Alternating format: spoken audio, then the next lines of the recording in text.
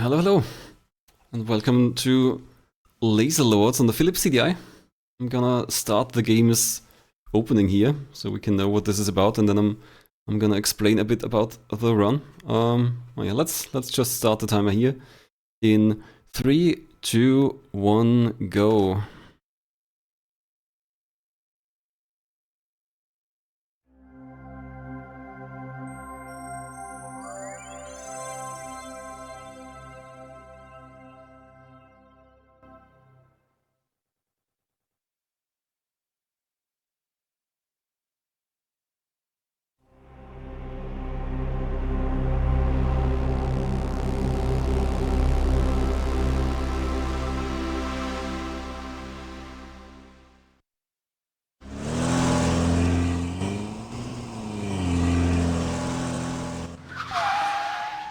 Fasten your seatbelt.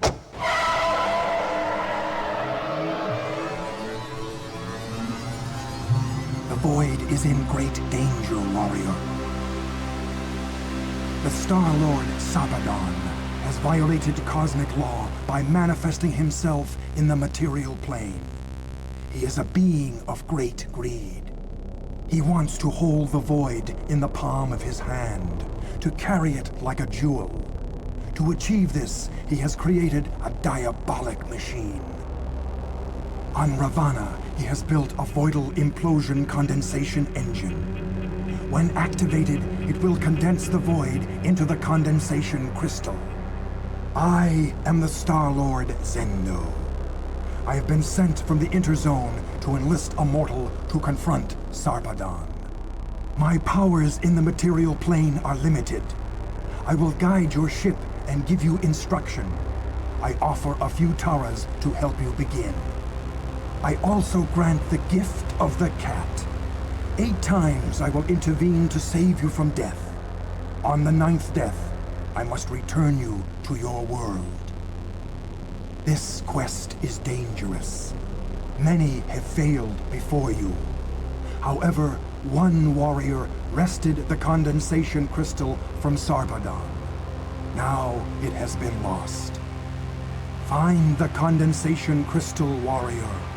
If Sarpedon gets it first, he will activate the vice, and the void will be destroyed.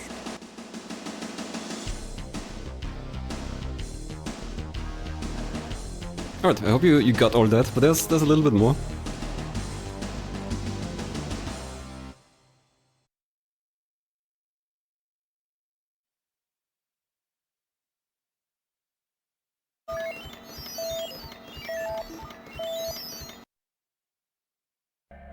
I suggest that you begin your quest on Luxor.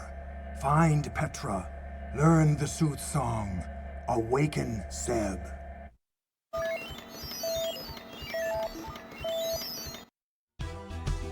Right. So Laser Lords is an adventure game on the Philips CDI, and from this opening you might think it's like an FMV adventure game, but no, there's barely any video here, and it's mostly like still images. Very good still images though, with these puppets and claymation and so on. But mostly the game is gonna be a lot of text, a lot of talking, a lot of dialogue that's all voiced. But no music, or mostly no music other than the musical stings like the one we just heard. So I'm mostly gonna let the game do the talking. Let's beam down to the first planet here. So there's a few planets, we're gonna travel between them. And this is what the game actually looks like. It's like a 2D platformer kinda. Except we're not gonna do a ton of platforming. It's mostly talking to people and doing adventure stuff. And yeah, the game is voiced, the voice actors often do like a funny voice, it's not bad voice acting. So I'm gonna let the game do a lot of talking. If we would skip all the voice acting, the run would be a bit under 2 hours, I think. But with all the voice acting, it's like 3.5, maybe 4 hours.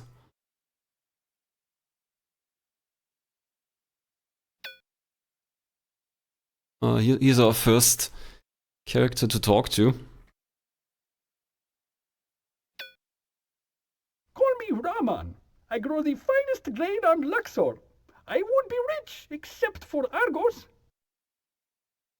So the way this works, this game has a pretty interesting dialogue system. So you can see certain words in the dialogue are selectable.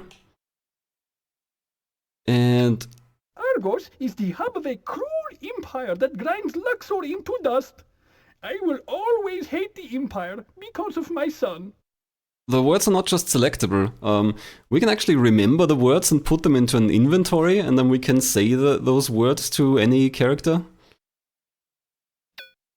Atem was kidnapped 15 years ago. I'm sure some rich Argosian paid much for him. If only I had a token that he lives. I'm sure he wears an amulet. It is the family seal. If you meet him, say Raman to him. If he gives you the amulet, I will richly reward you. So either the game's very, very clear, very direct about that we have to remember a word and say it to someone else. So I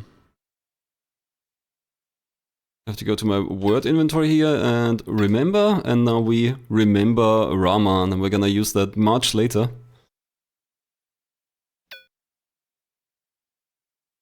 Also, since we're already here, why not have some Jiva? Come in, have some Jiva. Do you have any news from the void? You have received the thing you seek. My friend, you are in for a treat. Jiva wakes me in the morning and cools me at night. Many a starman returns to taste my brew. So I think Jiva's basically coffee, and it heals you a little bit. That could be handy. So yeah, another interesting thing here. There are two different options to initiate the dialogue. You can either hail people, basically just say hello, or you can ask for their name, and that leads to different dialogue. What's this? Another starman! By Sisis, where is the hero promised by prophecy? The Coptoans burned our sacred books when Argos put them in power. Nothing is left but the verses we Gameans keep in memory. We keep the seeds of Sisis alive and sing the sacred songs. Few of us remain. Sati is the greatest Gamean. Sati gathers Luxor's special seeds. She has the power to heal. Because you have come in quest, you may tell her, Baka sent me. Another word to remember.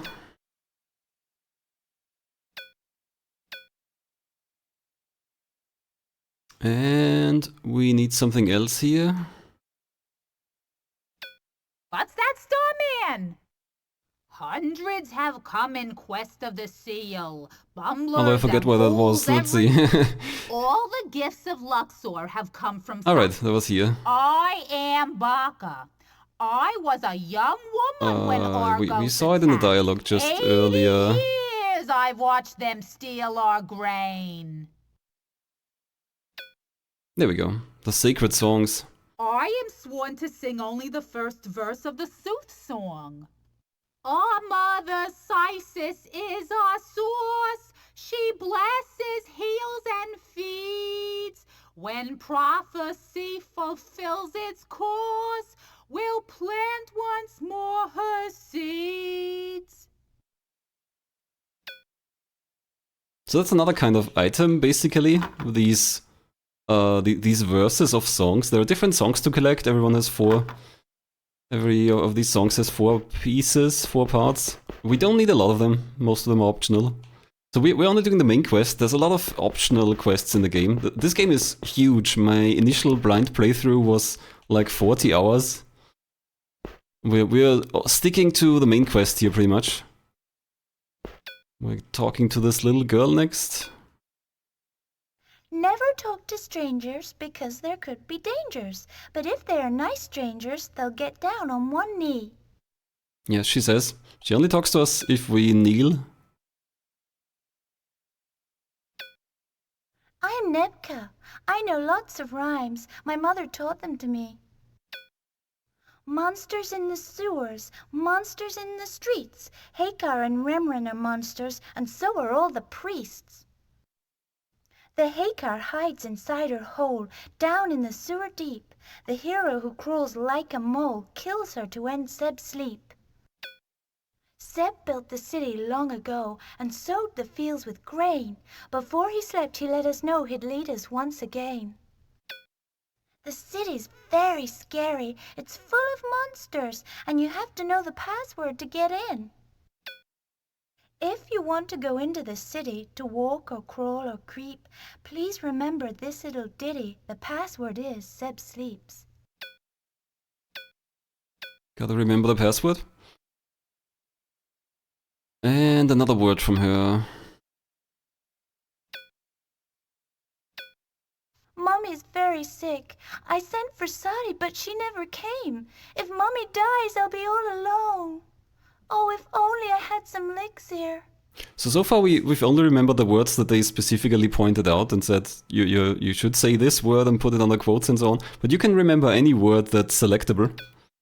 We're gonna remember this one for much later again.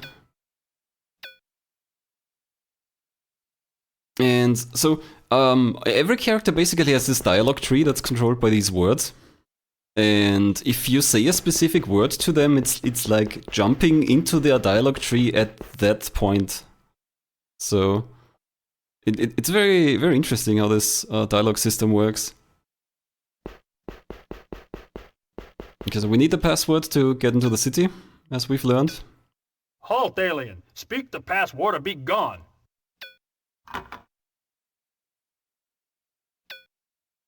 Enter Amentet. Don't do anything suspicious, or the whip of Koptos will be on your back.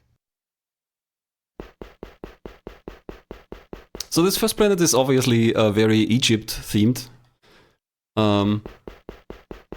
Most of the planets, at least some of the planets, are like themed after ancient cultures. Here's a merchant. We're gonna buy some stuff.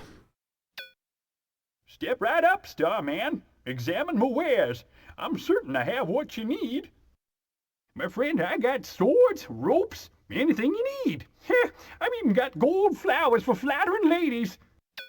Well, these things work like charms. Give one to a lady and she'll sing like a canary. It's yours for 37 taras. So buying also kind of works like the dialogue system. I can't select 37 taras here. There's no menu for buying or anything.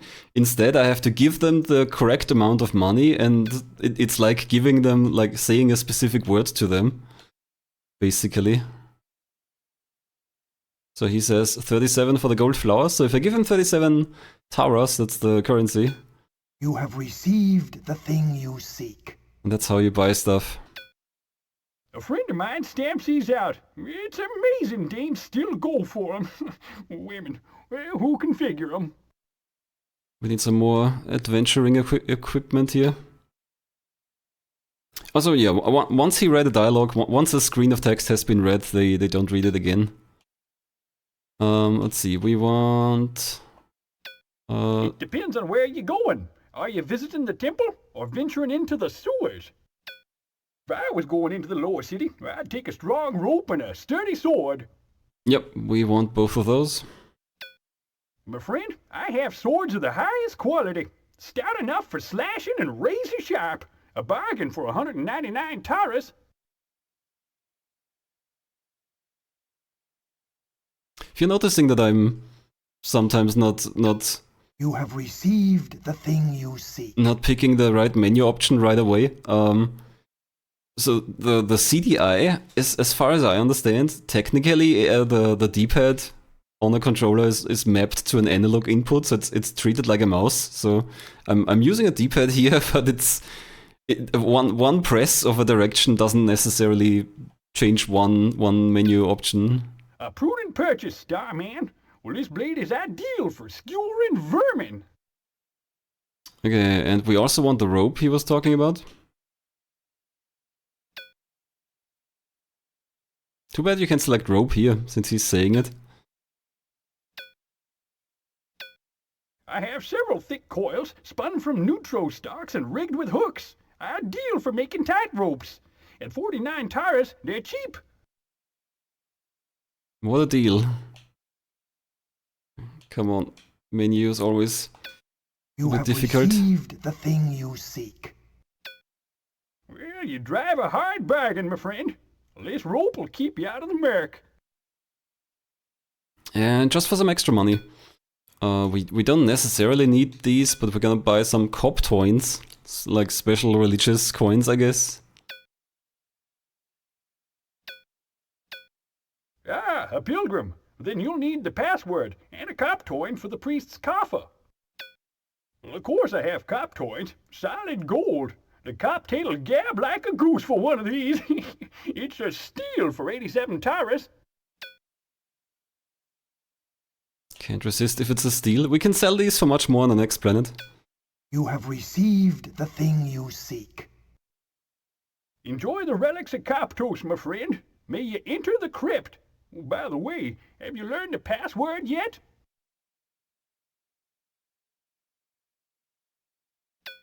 You have received the thing you seek.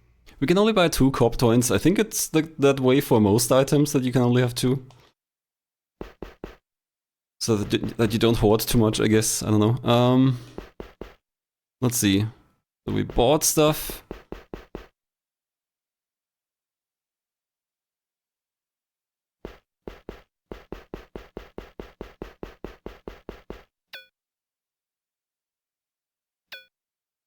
Hey, baby. How's it hanging? You want to talk taras? I've got talk that will set you straight, but talk costs. In fact, it's 10 taras for the list.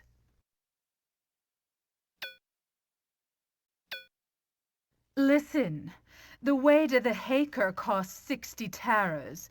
How to stab her 50, 40 for inside dope. How about it, baby? You're gonna help me make my dime? You really want it, don't you, baby? Must be lonely in the void. I'll let you play in the garden for 200 taras. Nice in there. Warm and moist. Smells good. The kind of place a fountain flows. What do you say, baby? Wanna help me make my dime? So her offer sounds pretty saucy. You have received the thing you seek. So she was pretty literal. Oh, baby. Hard cash turns my key. Here's the Gamian crystal. Sati moved the lock. Ask her about it. So she was talking about like a garden where a fountain flows. That's an actual place where we're gonna go. That was not innuendo.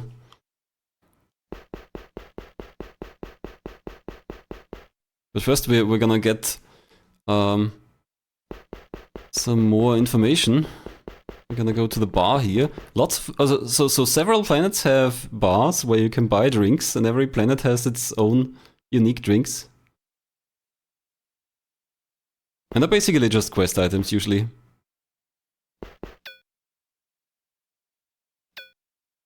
Step right up, alien. You want a drink or are you looking for facts? I got Nutra beer for 13 taras, patty wine is 31, seed grog's a bargain for 36 taras.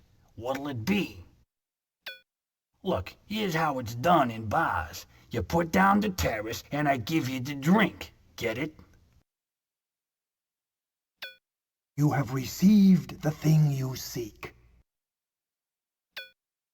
Ah, a taste for finer things, eh? This particular bottle has been aged 8 days. One sip'll pucker you up. Okay, we want another drink too.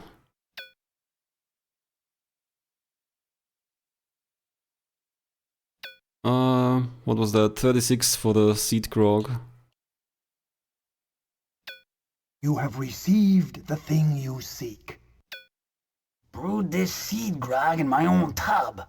195 proof. Breath of death fire.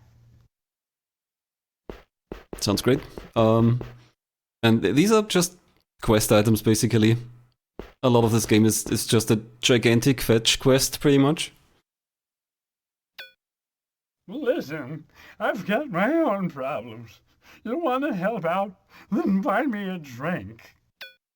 No, drink. Nutra beer, paddy wine, seed grog, something to deaden a poor man's pain.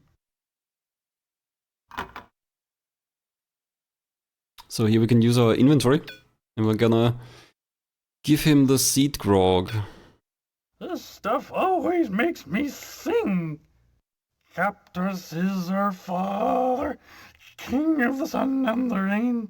Unless we gather gold for him, he'll burn away our grain. Lovely. Yeah, that's another verse of this Sooth song. The Sooth song is one thing that we actually need. One of the songs we actually need. There's most of the songs we don't need. We can give him the other drinks too, and he'll give us other information for that, but we don't really need any of that for now.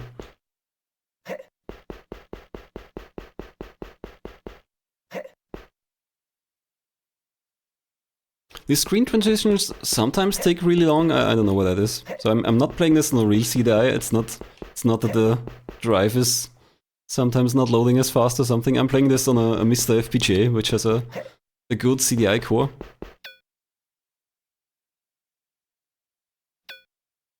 I will not speak with a man unless he has been sent by a woman I trust.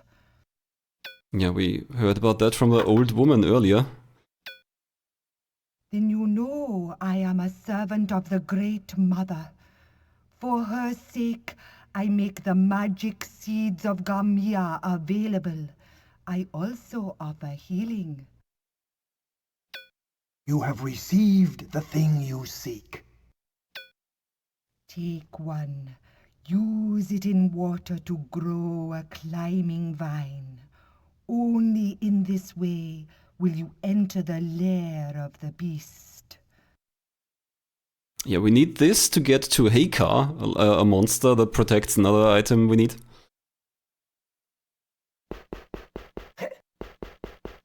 And before we can go there, we also need a special magic sword. The sword I've got now is not useful there. Only the special sword can harm Heikar. That's also something that people have already told us, I think. Okay, so something we didn't hear, but I know. Here's a secret switch in this middle pillar, and it activates with the Gamian crystal we got.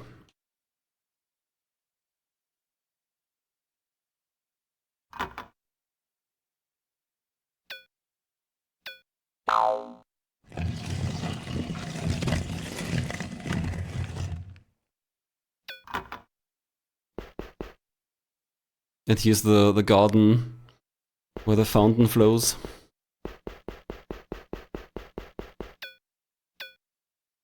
I saw your face in the fountain. I knew you were near. I have knowledge for you and gifts. Once you enter Seb's crypt, you must say the chant that wakens him. Then you must demand the Soothstone. Seasons fly like migrant birds. Seb sleeps, the centuries flee. Seb will waken to these words. Seb, set us free. How are you supposed to guess that? There's dialogue for that. Someone can tell us. But we skip that too, so that the run doesn't take even longer. The woman that sold us the crystal also at least hinted that Sati moved the entrance. No, the lock. Sati moved the lock, she said. So that tells us who to ask. There's another thing I want from her. Yeah.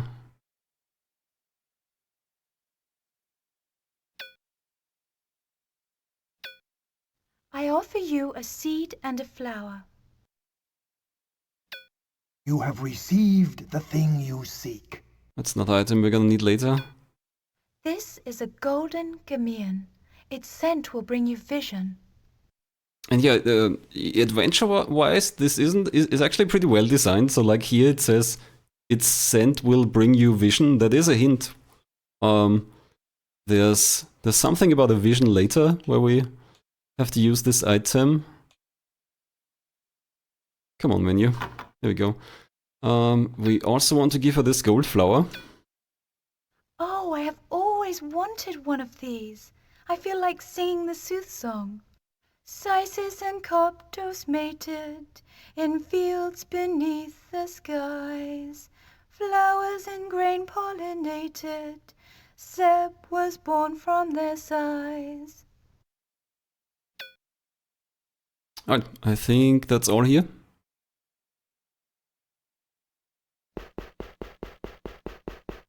So there's actually a lot of lore to this game. I think it's pretty much a comedy game, a comedy adventure, but they still have written quite an extensive and in-depth sci-fi story here.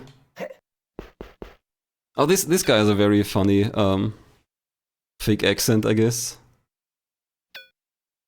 Stand, sir. The temple is a holy house, not a tourist promenade. None may enter without the proper sanctification. Mink, sir, a stalwart priest of Captos. Though many bribe me with 50 taras, I am vigilant to my duty. Yeah, that's kind of funny. He hints that you could bribe him and you can give him the money, but it doesn't do anything. He is vigilant to his duty, as he says. And that's the kind of thing that comes up often in this game, I think. The game and the characters often try to trick you, scam you, lie to you. But we could have learned from the old man earlier, the drunk old man, that this guy likes to drink. So we're gonna give him the paddy wine. Ah, yes, that's the right stuff. Burns all the way down. I got to take a leak. Alright, that opens the temple. I'm not sure why he opens the temple. Maybe the toilet is inside. Maybe that the bathroom is in the temple and he went inside. But anyway, that opens the way to the temple for us. Also, here's some stuff I'd like to have. Come on, pick it up.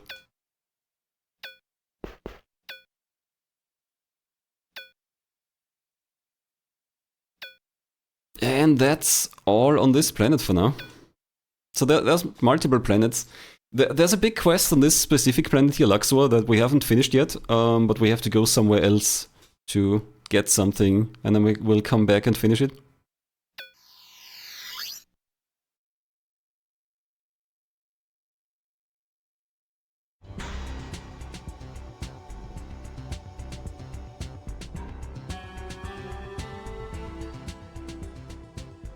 And this is the only music in the game. Anytime you beam back to your ship, it plays a little music sting. They're usually pretty good, but that's the only music in the whole game, pretty much. So we've got a few planets to choose, basically 7 planets. We're not gonna go to all of them. And now we're going to Argos, the seat of the empire that's ruling over everyone here.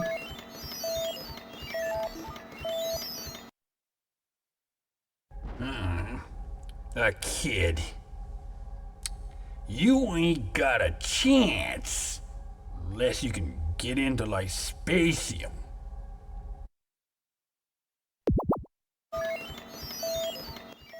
So when we travel between planets, these little clips pop up, and they're kind of random.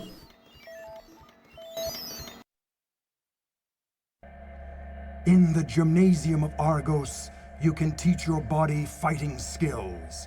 The commercial code guides the Empire of Argos.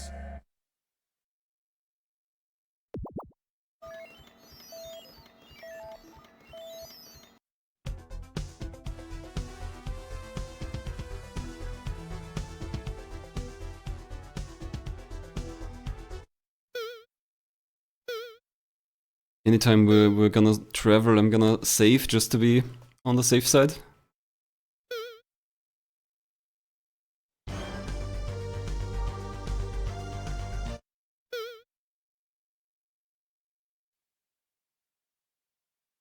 Yeah, so Argos is the seat of a basically evil empire, oppressive empire that's ruling over all of these planets. And they're kinda ancient Romans, except with spaceships.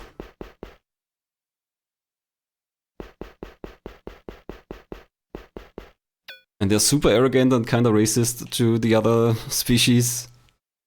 I mean, I guess they're all humans, they're not really species. I am Nozen, past master of the Academy, currently collecting classification fees from incoming aliens. Yeah, we need a temporary visa in order to move further in this planet. Argos requires 500 terras for the collection, manipulation, storage, and disposal of data.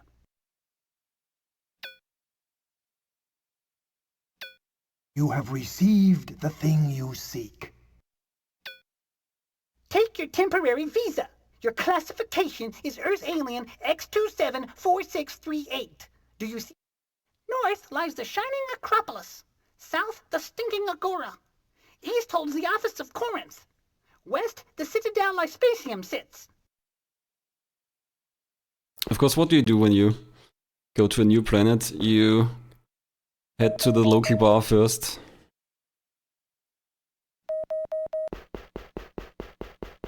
There's a cool alien guy that we're not gonna see.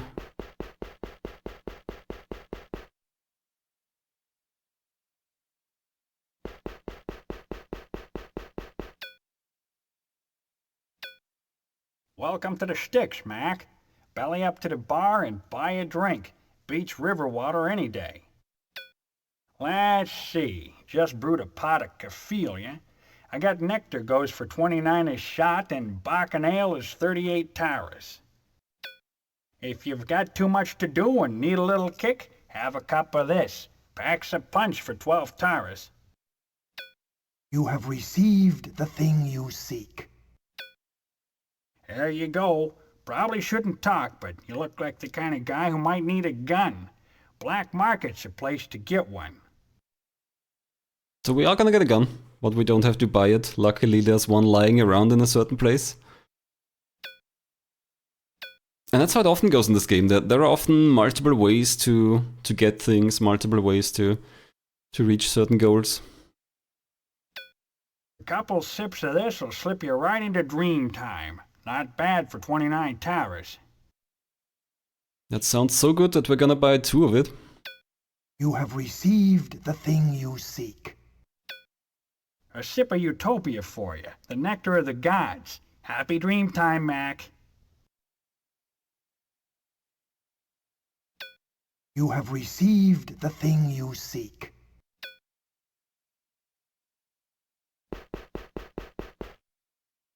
And now we're gonna talk to this bar patron up here.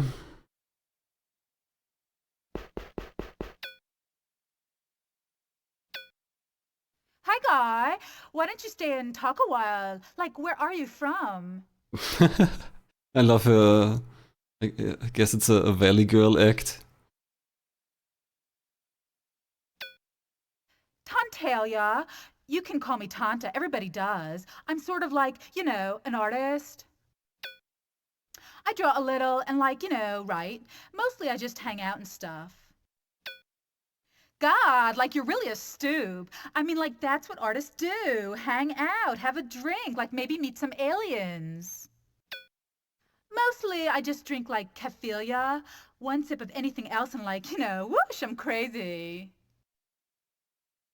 Yeah, she's basically telling us if we give her something to drink, she might tell us something.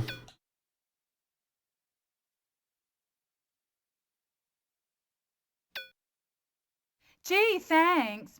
Funny. I just thought of those painters on Earth. God, I wish I could paint like that. Come on, those guys who threw everything together in really crazy ways. It was like some kind of movement. What was it called? True realism? Surrealism? Yeah, like the Fornax entry code. Like the Fornax entry code. Come on, Dumbo. You've got to know pan-surrealism is the Fornax entry code. Anyway, if I painted like that, my daddy would just die. Yeah, so this is a way to get the Fornex entry code that we're gonna need later, the password to get into a space casino. There's other ways to get this, but this is an easy and funny one.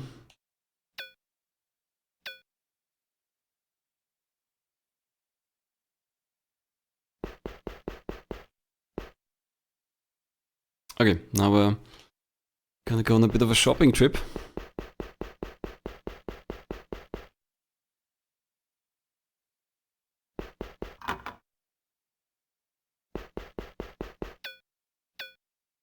Come in, my, don't you look worn, poor baby. Let me look at you. What you need is some Restora. It's a tincture of stump glum and polywort. Tastes like bile, but it brings your life force back. Almost as good as elixir. Only 175 taras. What a bargain. Yeah, we'll buy pretty much everything she sells. But in particular, this year we're gonna need a healing potion later. You have received the thing you seek. There, drink it up. You'll need more if you tangle with my sister. You're no match for her. Opie Auntie wrestles in the gymnasium. She likes to slam men senseless. That's the only way a girl can make a name for herself on Argos. I'm Thesia, the healer. All of my medicines are made from whole, natural herbs. I've got herbs for what ails you. Belliachia, Scalthrobium, Zitoria, Restora, whatever you need. Very descriptive names, all of them. This spore sprouts in the sewers. Whoever tried it first is braver than I am. It soothes nausea, cramps, and vomiting for 38 taras. You have received the thing you seek. Now, don't forget you have this in your pocket when you need it. Otherwise, things can get pretty disgusting. This comes in handy if your head feels like bursting. It calms the pulse so it doesn't beat the skull like a drum. Only 27 Ts. You have received the thing you seek. Of course, it's a lot better to use breathing exercises to deal with headaches, but this gives relief in a pinch. The unsightly, oozing pustules of common acne are instantly cleared by this miracle cream, 16 Ts per tube. You have received the thing you seek. Now you won't waste hours by looking in the mirror and squeezing your face.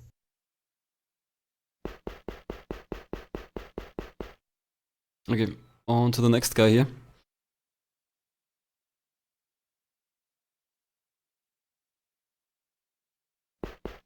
Sadly, we're not gonna talk to this interesting dragonfly person here. They can give you a special gun, but it's a longer quest to get that.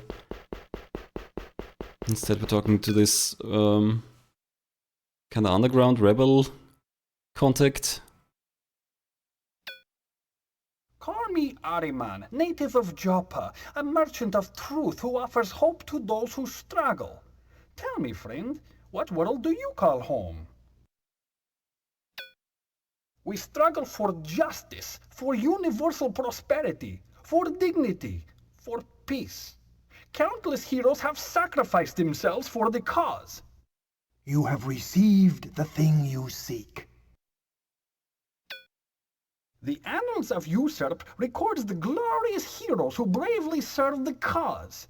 Take a copy, read of our brave deeds. You too may be famous. Unfortunately, we must fight the evil empire on its own terms. We take as a guideline the third codicil of the commercial code. Do unto others before they do unto you. Wise words. So the commercial codicils are also one of these poems. That's why we are collecting this here.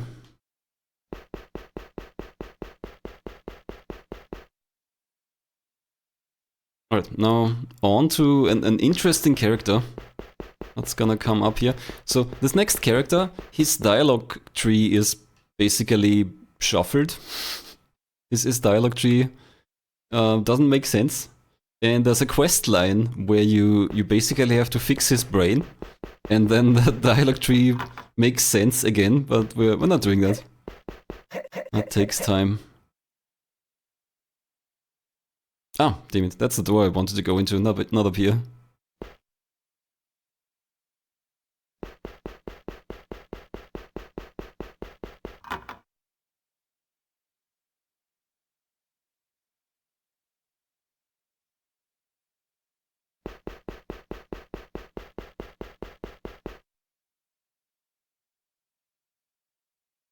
Yeah, here's our guy.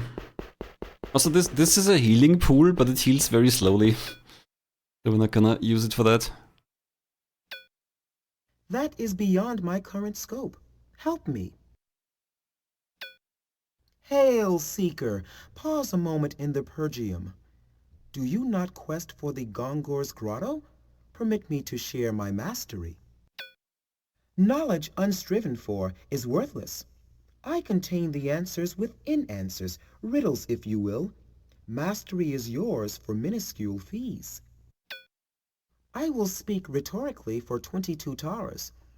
A suggestion for pleasing the muse will cost 44.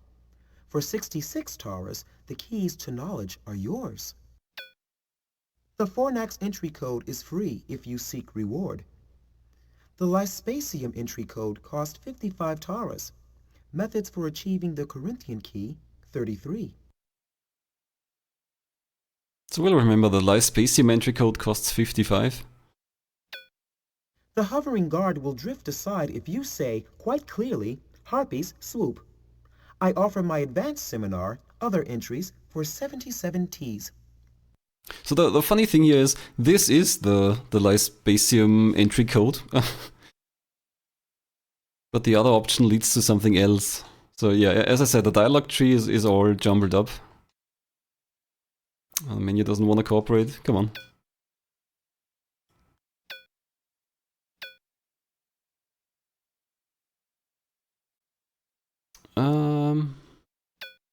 I am Rikus of Wu. I offer a proven tutorial method providing mastery. Courage is the ball of string that leads to Lex Sendalar, the example of wisdom and valor. With many legs, man strides toward the Jade Star. So this is a very interesting text screen here. We are going to need all of these words for a quiz. And very, very handily they're all here.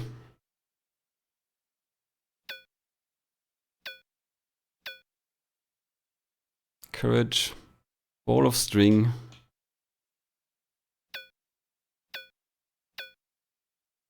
Oops, damn it, I quit out. Okay, let's talk to you again.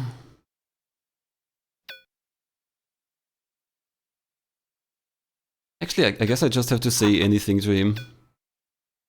So, every character basically has like a 404 not found kind of response. If you say a word to them that's not in the dialogue tree, then they have a I don't know this word response. And because this guy's dialogue tree is jumbled up, it doesn't say, oh, I don't know what you're saying. It's this screen here. And there we go. This is the screen I wanted.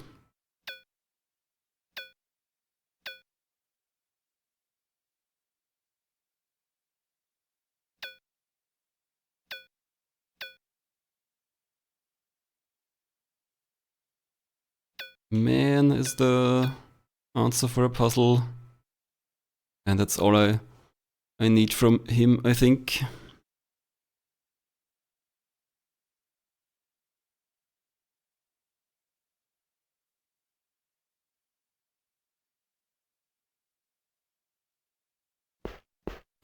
Next up over here.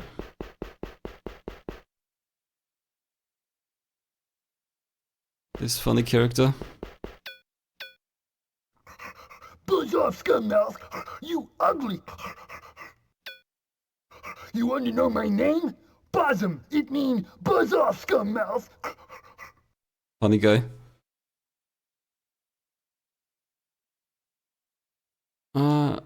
So he's actually suffering from something.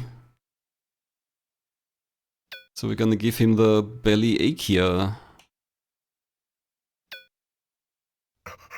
Thanks, pal. Buzz and feel better. Baby, lie down. Take nap. You go in black market easy. Yeah, that lets us access the black market over here.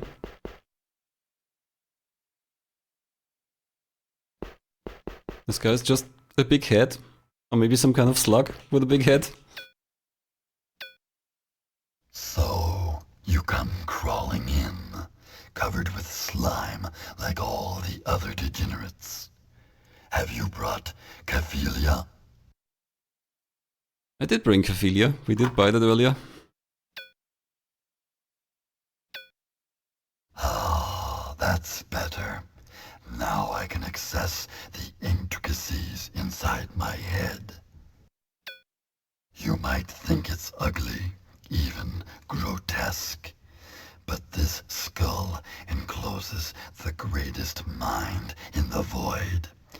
It was my lucky day when this happened. I was working for carbide chemicals in lithium. Turned the wrong valve and got gassed with BZ-240. Made my head swell to this size. Demas, merchant of the black market and the brains of stat quo.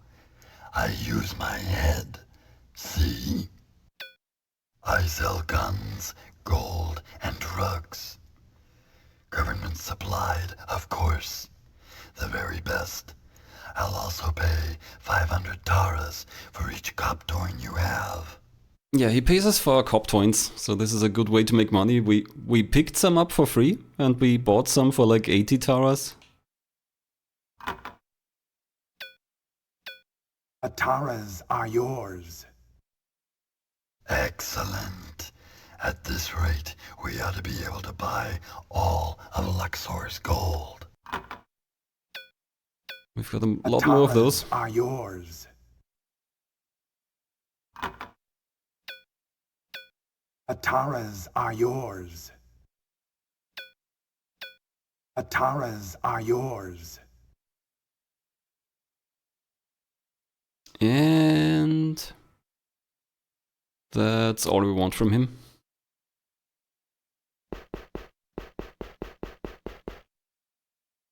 So you mentioned Stat Quo, that's like the secret police of the Empire. We might... I don't think he tastes fruity in any way. He looks kinda sweaty.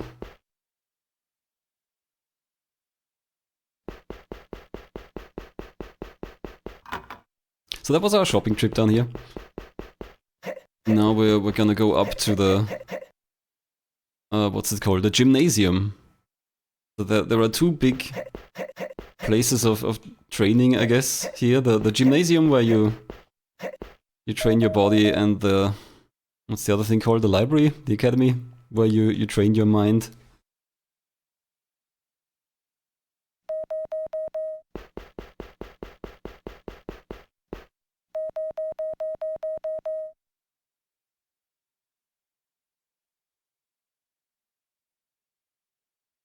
And we're going to the gymnasium because the last guy there has a special... How easy is it to casually die? So I do have health. Let me show that off. Actually, we're gonna get to something about that soon. So here's my health bar, the blue thing. The diamonds are like health tanks, basically. And the hearts are your lives. So you start out with 9 lives. In the opening, Zendo, the lizard guy, said he gives us the gift of the cat. That means we've got 9 lives. So you can die by losing all your health. there's a bunch of other ways to die. For example, so we were talking to this one usurp guy earlier. Usurp is basically the counter organization to Stat Quo. They're I guess, anti-government rebels, or you could call them terrorists. And you can get into a quest line where they basically give you a suicide bomb, and you don't know that it is a suicide bomb, and you go to a place and use it and blow up and you're dead. Because they basically inadvertently, without your knowledge, they turned you into a suicide bomber. But that just loses one life, and then you just respawn in your spaceship. And there's a bunch of things like that. So there's a lot of dialogue options where if you pick them, you're just dead. And then there's a lot of other dialogue options where if you pick them, the character will become aggressive and attack you. So this is a pretty funny and extensive game. There's a lot of weird stuff in this. Okay, so this guy has to open the way to the gymnasium for us. Hail Lexendaler. Show proof of your right to walk the hallowed steps of Acropolis.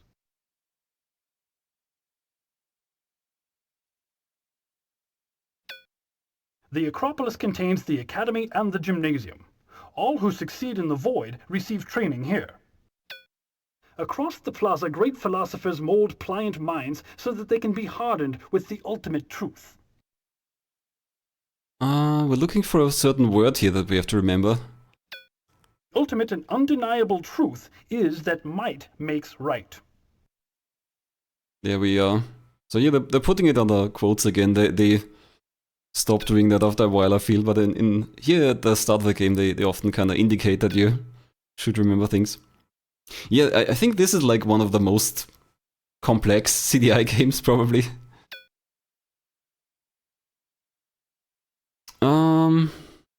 What else do I need? I'm constantly looking at my notes here, since this is a pretty long and complex adventure. We are mighty. We are right. The first right strike is mighty. The mighty have rights. This is the Star Force Code. I think I'll just give him my visa, right? By power of Stat Quo, I demand 25 terras. Enter the gymnasium, alien.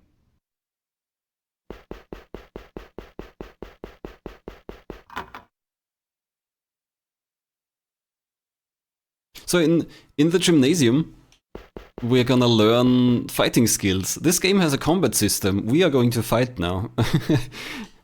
And before we do that, I'm gonna save in the spaceship. So you can beam out of any planet just like that, and you can beam right back. So when I beam down, I'll just appear in the same spot again.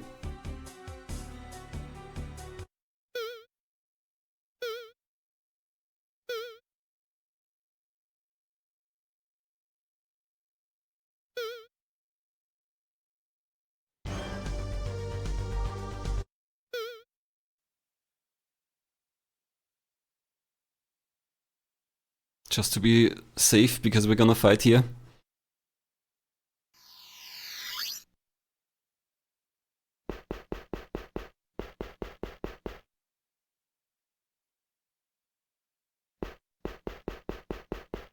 We're just practicing that I still remember how this works. Okay.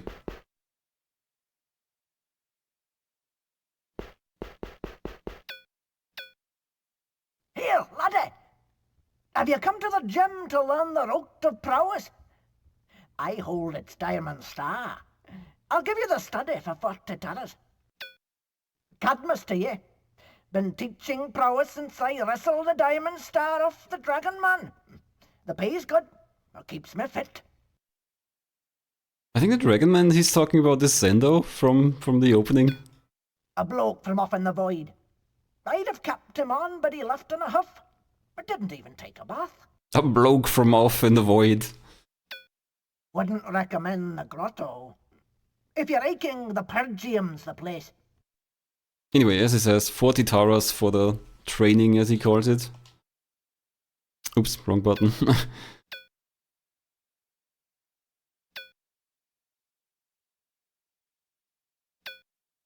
I'll make a fine student. But don't try grabbing me diamond star. I'll hurt you for it. You'll want a bath after. And here's the exciting combat system. Incredible skill is being displayed here. I'm just holding a button and the direction, pretty much.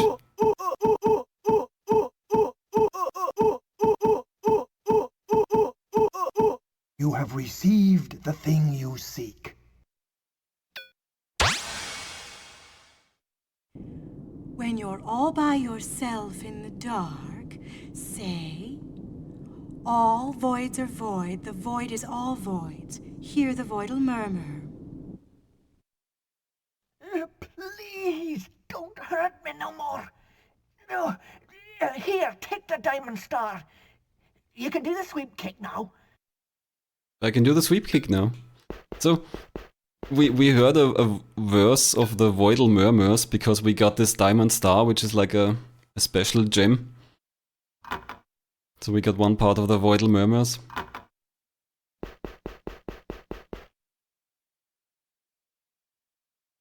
And yeah, I can do the sweep kick now.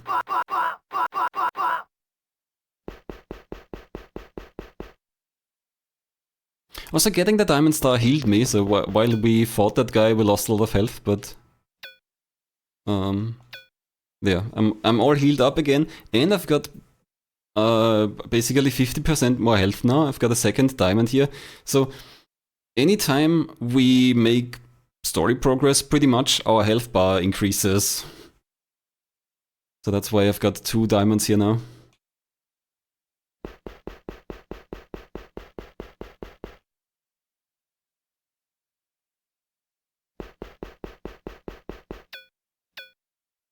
What? Are you afraid to pay 50 taras to be whipped by a woman? I'll humiliate you, you noodle-armed wimp! Opiante says you'll never sip from the cup of courage. Now stop wetting your pants and give me 50 taras. Yes, ma'am. You're a fool, aren't you? Well, I'm going to like this plenty.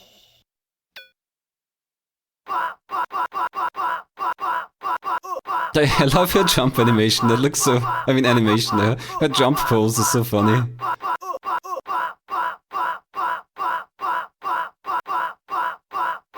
So, I might be... no, I think I'm faster than her, yeah. I can heal, I've got a few healing items, but we are faster than her here. You have received the thing you seek. Ow! Woof! Woof! Stop! Wow! Nobody's ever done me like that before. Here, take my cup. You can do the back kick now. Not sure how we're learning these things, but that's the back kick. Also this time I think I didn't heal. Yeah, so... we'll... grab our restorer. There it is.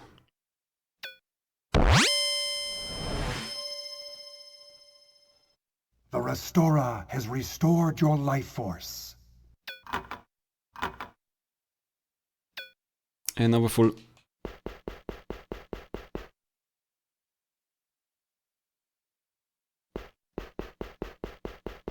So this is like a sneaky and smart opponent.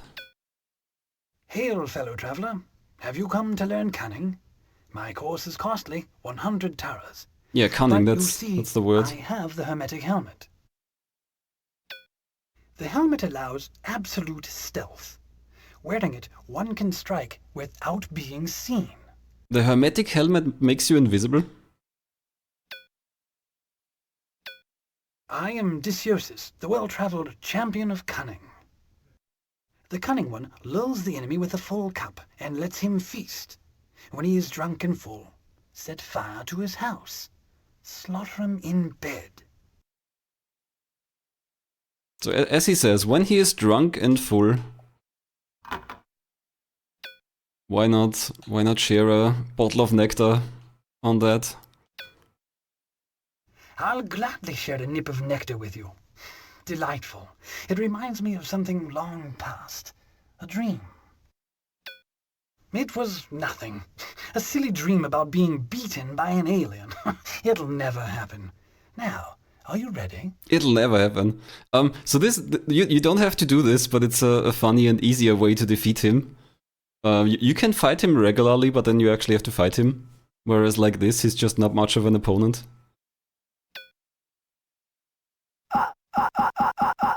Ah, crap, I almost made it wrong again. My notes specifically say in uppercase letters, pay, pay, pay. And I forgot about it again and immediately attacked him. Thankfully I didn't hit him, so he didn't aggro. But yeah, I have to pay him first. He says here, 100 Taras. Be on guard. I'll attack when you least expect it.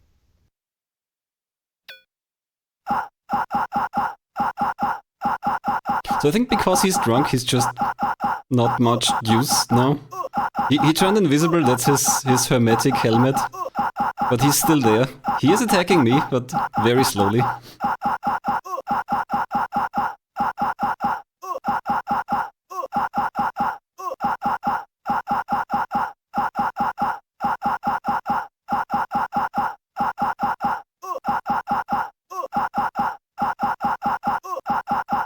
Have received the thing you seek. Enough! Enough! Tricky. Very tricky. Take the hermetic helmet. You can do the flying kick now. Yeah, that's how you learn the flying kick, obviously.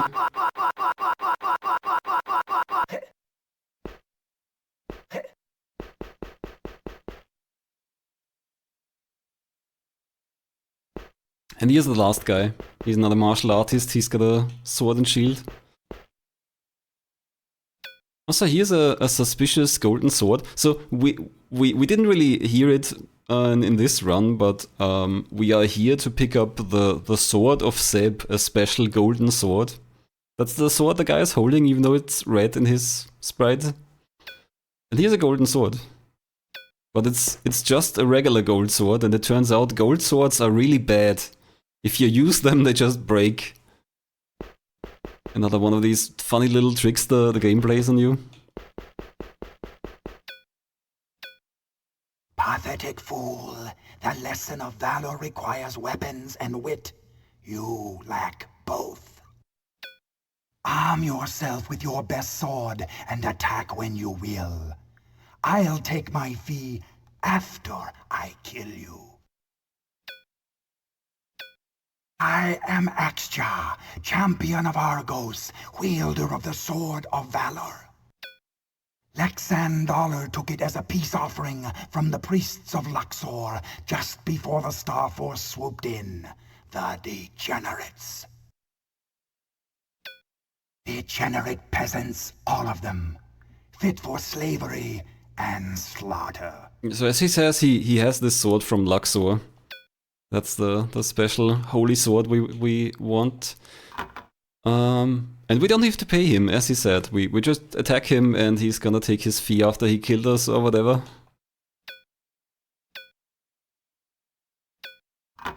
So here's my iron sword now.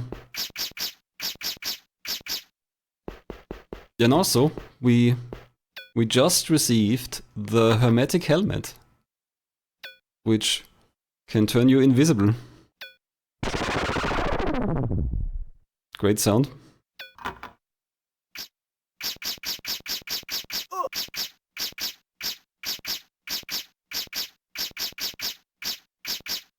And he's mostly helpless against an invisible foe. You have received the thing you seek. There we go. Now we've got the sword of Zeb. So that's the gymnasium. Let's switch back to our fists here. Unequip the sword, basically. Also, we learned a new move. They didn't announce it, but I can do this flip now.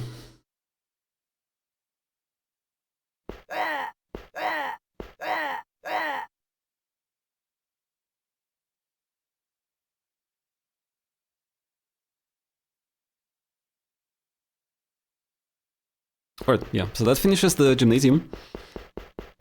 We stealed our body, now we're gonna steal our mind.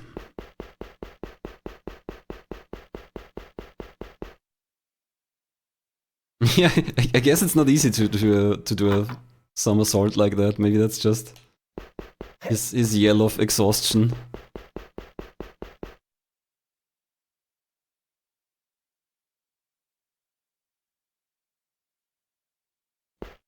Oh yeah, there's an interesting quest line here on Argos with the Sword of Seb now. There's an old woman down in the bottom floor here basically, who asks us to cut her head off with the Sword of Seb because Lexandala turned her immortal as a punishment, and the Sword of Seb is the only thing that can kill her. Lexandala is the ruler of this evil empire.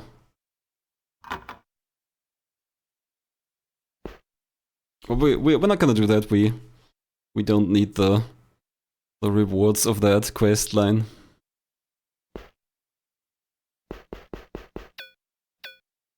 Rhetoric is, I assure you, an expensive study.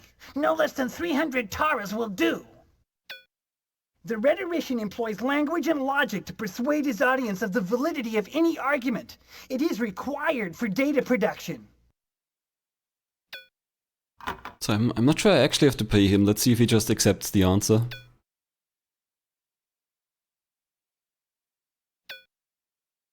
You have correctly surmised the first codicil of the commercial code. I now offer the final examination.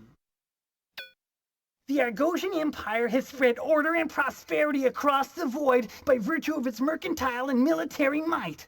Shall I proceed? Yet there exists upon certain planets a malevolent desire to tear down the palaces and slaughter the prosperous. Do you want more? Conversely, a private society of patriots sacrifices body and soul to ferret out the degenerates who seek to destroy. The question is this. Who, in your mind, has the just cause? Do you favor the usurpians who would ravage the void, or are you behind the stat quo heroes? Obviously, we choose the heroes. You have received the thing you seek. You have grasped the basic principles. Take the silver spoon of rhetoric. Okay, that's all we want from that guy.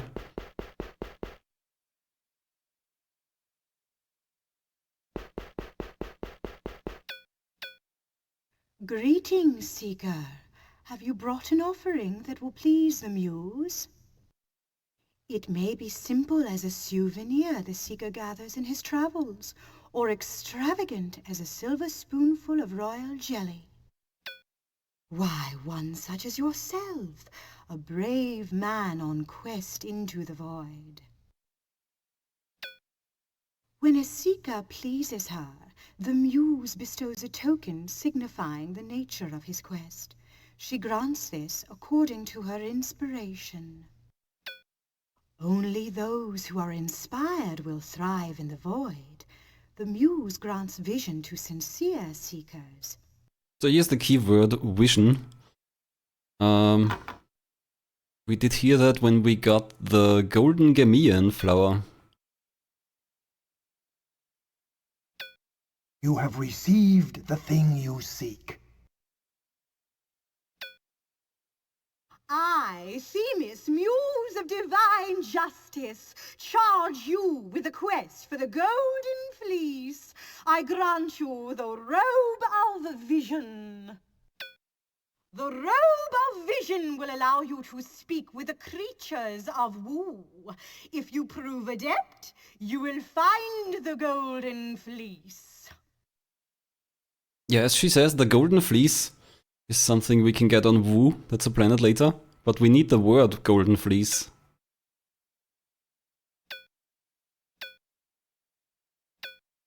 If you dare, achieve the highest goal. You must find the fleece and return it to the leader who will guide Argos in the path of justice. So funny enough, she's not saying return it to Lex Sandala. We are gonna return it to the leader of Argos, except it might be someone else by that time.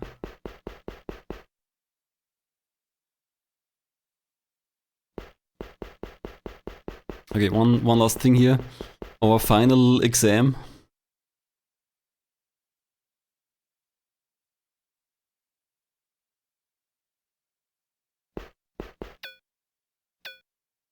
Let us not waste time. Show proof that you have learned rhetoric or received a vision quest.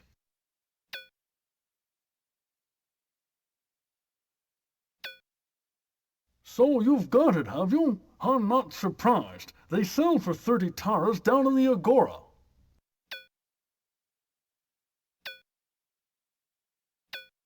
I am Lonzo, Master of the Academy. Let us dispense with small talk. Give me proof of study before we proceed with the test. Here's a sample question. Who is the highest being on Argos? So we memorized a bunch of words from that one text screen earlier. All of them are gonna be used here. Well said. You may yet earn the Jade Star. Now if you deposit 200 taras, I will administer the test. Very well. The first question is a simple one. What are the 2 highest virtues attainable in the Acropolis? You have learned well. There is hope for you. The second quest concerns the golden mean. I will ask it when you say begin. To understand the golden mean, you must answer this question. What is the middle way between cowardice and foolhardiness? There it is, courage. Correct. The golden mean is the intersection of things, neither lavish nor sparse, but on the mark. May we proceed? Answer this. What item must a man have to find his way out of a labyrinth or a maze? This answer seems a bit less intellectual. A ball of string.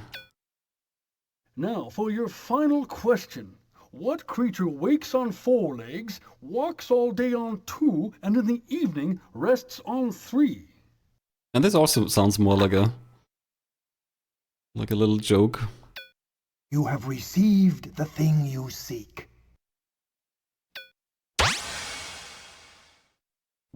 When you're all by yourself in the dark, say, all stars are void, the void is all stars. Hear the voidal murmur. Sir, I confer upon you the Jade Star of Knowledge. You may use the bibliothèque. So that earned us this Jade Star.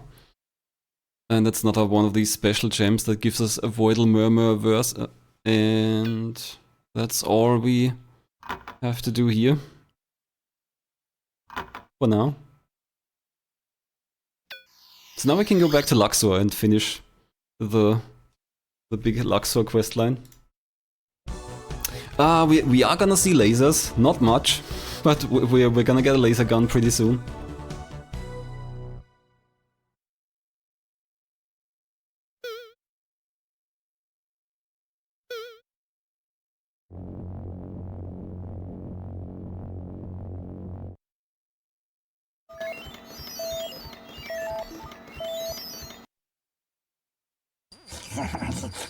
How is it?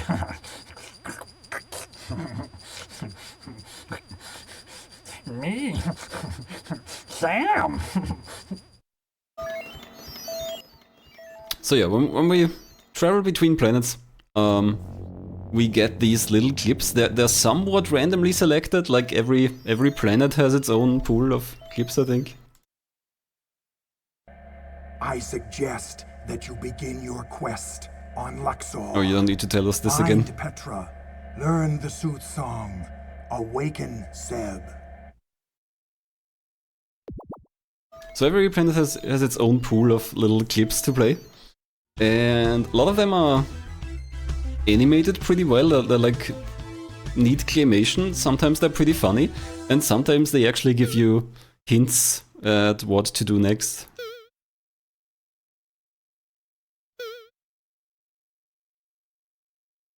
So in Argos, we picked up the Sword of Zeb, so now we can awaken Zeb, who's a god basically, I guess.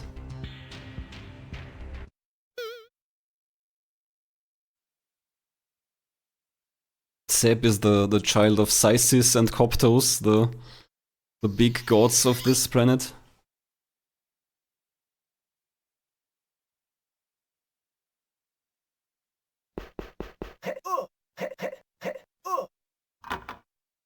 We specifically need the Sword of Zeb to kill Haykar, some kind of monster that's otherwise invincible, you can't kill it with other weapons.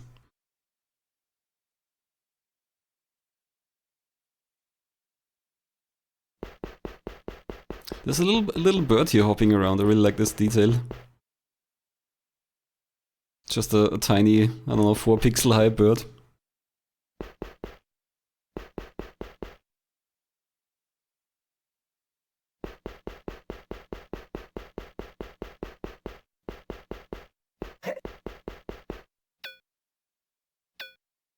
Step right up, Starman. Examine my wares.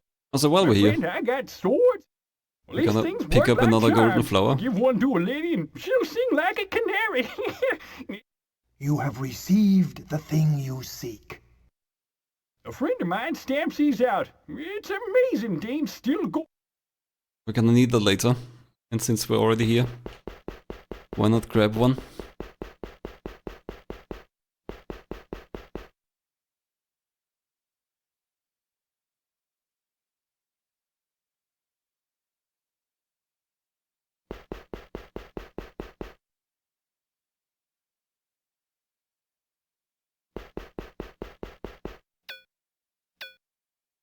Alien, huh? Wandering around like you live here. You're not too smart.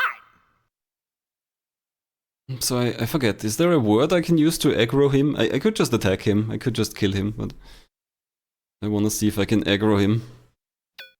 Aliens and peasants are fair game for cadets. I'll cut you up. Actually, first I should equip a weapon.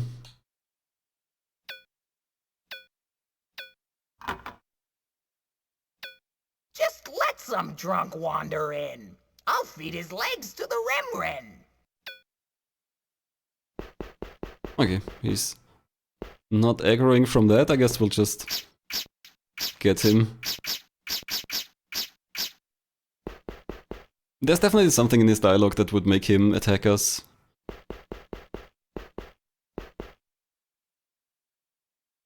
I think the Remren are just the rats here. Go away, rat.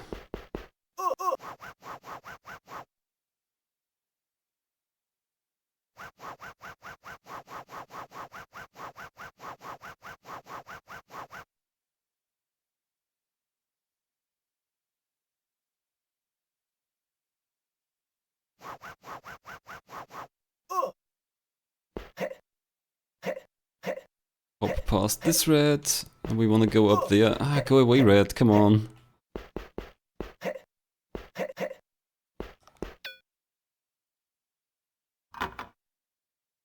We got this vine seed from, what's her name? Sati? And she specifically told us how to drop it in the pool of water, so that's what we're doing here. And then I have to place myself correctly, there we go. And here's Haykar's lair.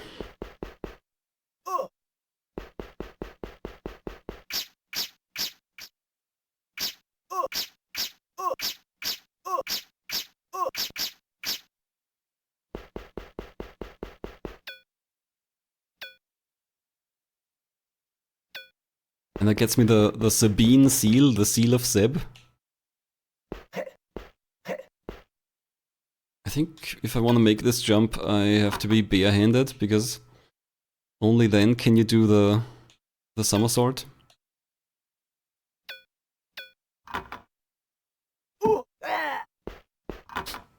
Great sound as always. Way.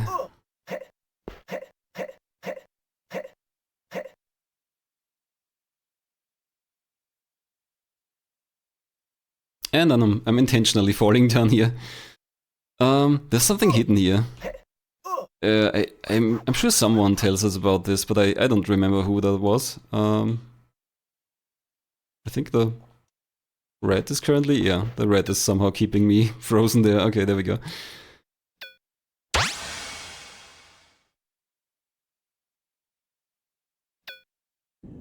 When you're all by yourself in the dark, say, all beings are void. The void is all beings. Hear the voidal murmur. So I don't even remember who tells us about that, but someone tells us that this star is down here.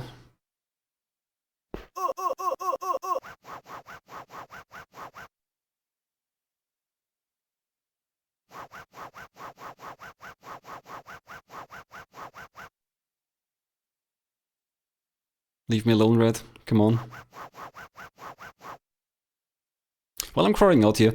So the story of this planet is basically there are these two factions, each following one of the gods. There are the Gamians following Isis, kind of like a fertility goddess, and the Coptoans following Coptos, which is like a strict father figure who loves whipping people. Or rather, his followers love whipping people. And after the Agosian Empire went in and took over the place, the Coptoans were put into power. And we are supposed to awaken Zeb to... I guess to defeat the Coptoans or to restore balance or something.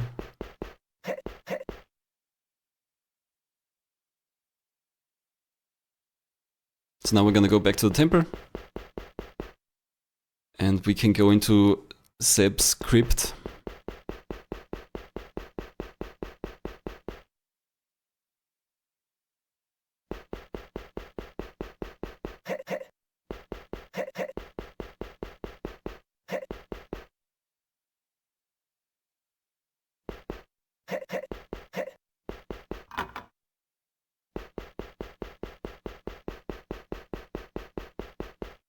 There's another fight coming up here.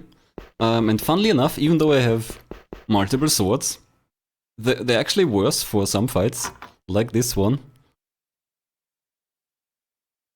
So I'm just gonna fight this guy barehanded. What you say, Ellen? Have you brought the Sabine seal?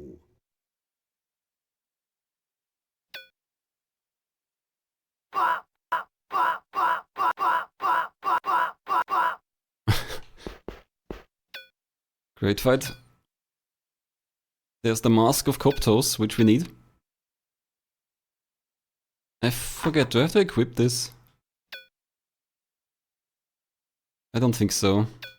You cannot use that, warrior. Yeah, I just have to have it in my inventory.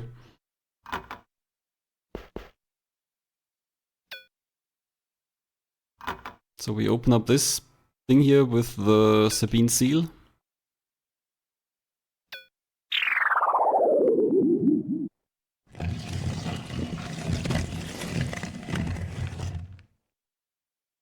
The tomb opens. Rays shoot from the crypt. But you are unaffected because I've got the Mask of Coptos. Otherwise this would have killed me. Again, to the question earlier, how you can die in this game, or how easily. This would have killed me if I wouldn't have picked up the mask.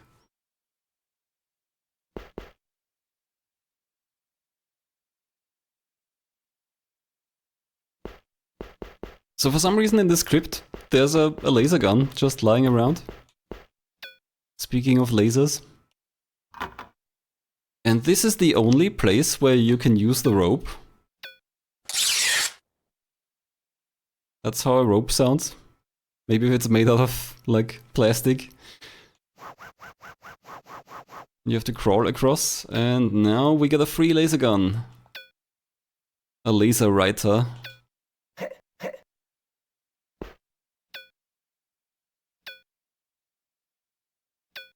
You can also buy a laser gun in several places, but yeah, no need. It's free here. I mean, I have to pay for the rope, I guess, but that's pretty cheap. But the laser gun needs ammunition. That's over there. This red protects the ammunition.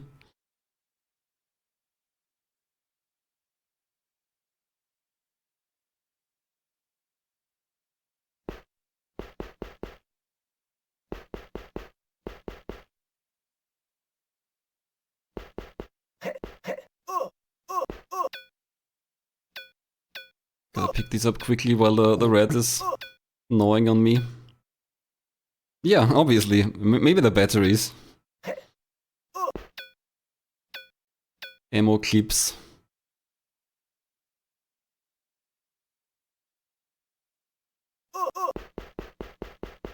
Bye, Red. Sorry for taking your laser ammo.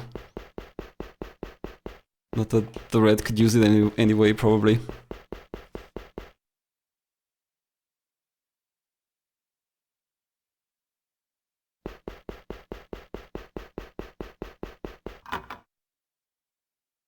And here's Seb's grave? Tomb?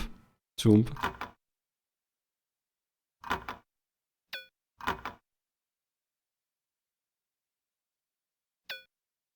Who are you? This is all wrong! Where is my gamete? Gamete is his promised bride, I guess. Human bride. Not to be confused with the video game handheld of the same name. She was supposed to wake me, not some dog-faced alien. I want my gamete. Where is she? So we got the sword of Seb for him. Now I shall smite the enemy. I shall cut off their hands. Attend the final verse of the Sooth Song. Seb, the son of Sysis and Coptos, will scourge the evil empire. Gas shall rid the void of Argos. Seb, the son, shall be its sire. Good. Thanks, Seb. And yeah, that should be all. And I think now my Sooth song is complete.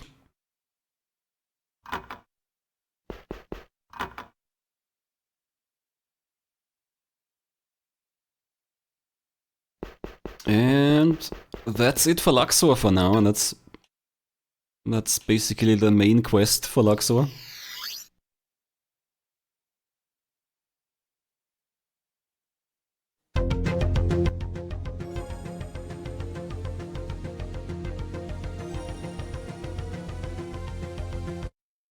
So now we're going to Fornex, which is basically like a space casino. It's not a planet, it's a spaceship in orbit around a planet.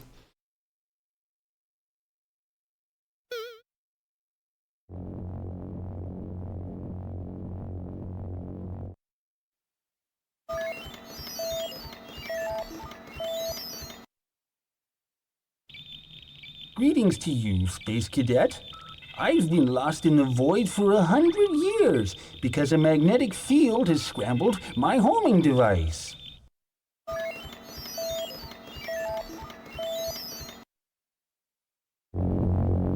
That clip doesn't really matter at all. It does kind of tie into a story we hear somewhere, but it's not information we need to know.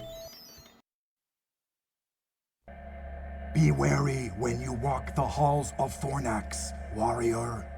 It is a hedonistic spaceship. Its book, the Omegan Ode.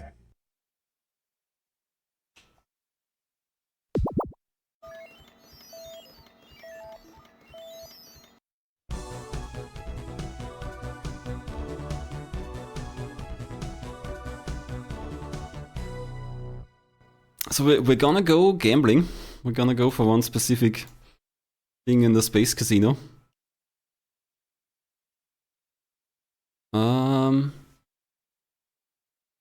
But first, so this is the big RNG thing in the run. So first I'm gonna save here.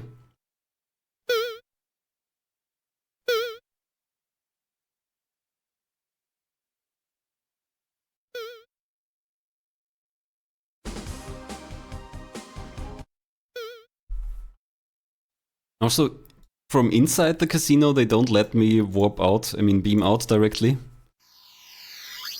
So I have to do that beforehand. We got the Fornex entry code already. You have received the thing you seek. And we get a ship receipt, because we have to give them our ship, and that's why we can't beam out. And when I give the receipt back, I get the ship back. Here's your ship receipt. Go on in, mister. Fornexicate all you like, but take my advice, don't get fornexed. Time to Fornexicate. Can you explain the words? Oh yeah. Why, oh, maybe not retard? Listen to that. Listen, play as long as you... Big Bang Casino.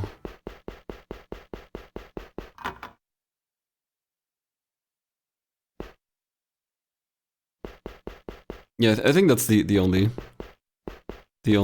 place in the game where they've got any unfortunate slurs. Just checking my notes here, because yeah, so we are going to play Russian roulette basically. Russian roulette with a grenade. And it's actually random. I'm probably gonna win in some amount of attempts, and it's gonna earn me a lot of money, but it's possible that I die there, so that's why I saved. Also, I forget which door it was. Is that the next one? No.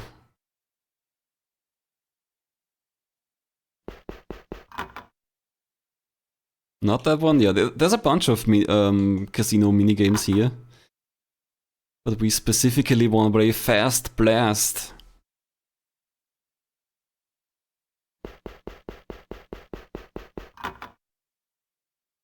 Yeah, this is the Fast Blast.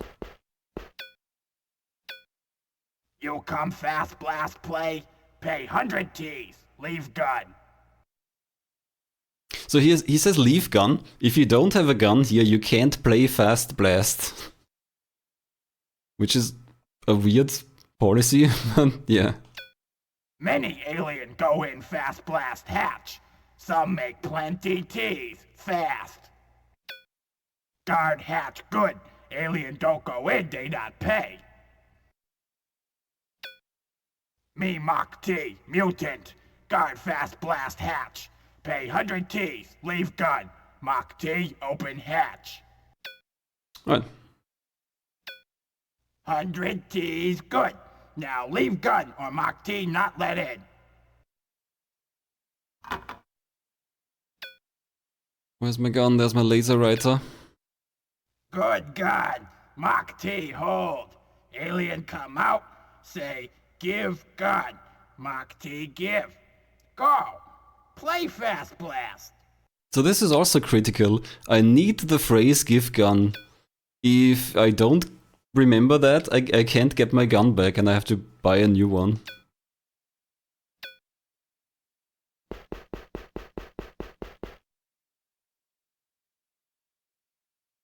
Good, here's a guy that looks like me. I guess he's also a human. So Earth isn't part of the planets we can travel to, but we do meet a bunch of Earth people. Alright, ready to play the Fast Blast? Hey, you're not from Earth, are you? Yeah, I thought so. Been gone 3 years myself. That's the last time I hitchhike. I was out in Iowa on my way to New York. 3 hours in a cornfield before this jalopy pulls up, Kay. I get in, and there's this lizard driving. Weirdest dude I ever met, named Zindo, man. Called himself the Starlord of Virtue. What a rap. I guess he's like an angel, Kay, only ugly. Seemed pretty cool with the starship and all, but this quest. Like I'm supposed to fly to Hive and fight my way through a horde of star-sucking wasps just so I can give the queen a stun? Come on, dude. Well, that's the kick of it. The rock is supposed to make the drones fertile. That's all we need, right, dude? More swarms of star-sucking wasps. I'm Lonnie. Look, let's do the fast blast and get it over with, Kay. So what he's describing is basically what happened in the opening cutscene. We were hitchhiking and an old car pulls up and takes us with it, and there's a lizard inside driving the car. That's Zendo, the Star-Lord, who's giving us instructions. Alright, this blaster has 6 chambers, see dude? 5 empties and a death charge. Each time we pass it, a random selector fires a chamber. If it chooses the death charge, whoever's holding it gets voided, see? The survivor gets the stake. So are you ready to play, dude? 120,000 T's, dude. If I get voided, it's yours. If you get blasted, I take your money. So let's play. And don't tell me you don't want to, dude. Yeah, so this is basically Russian roulette. We're passing this grenade, this death device back and forth, and someone's gonna get killed. Actually, no, it's possible that neither of us get killed, I think. I'm not sure. We'll see. Alright, made it through my first turn, dude. It's your turn when you say, kiss me. You have received the thing you seek. See, it's easy. Now give the blaster back. So if I'm lucky, I'll win the first time. If I don't, then every death is gonna cost a bunch of minutes to redo this. But we really need the money. Where's the blaster? Is it on the other screen? I guess so. So the item inventory has multiple screens. The word inventory only has one screen, so you can run out of space for words. I guess our brain can only remember so many words. And then you have forget words. Then you have to forget words. Whew. Gotta admit, I was shaking a little air, dude. Say hand it here so we can go on. You have received the thing you seek. Man, you hardly broke a sweat. You're braver than I thought, dude. Alright, I'll take the blaster again.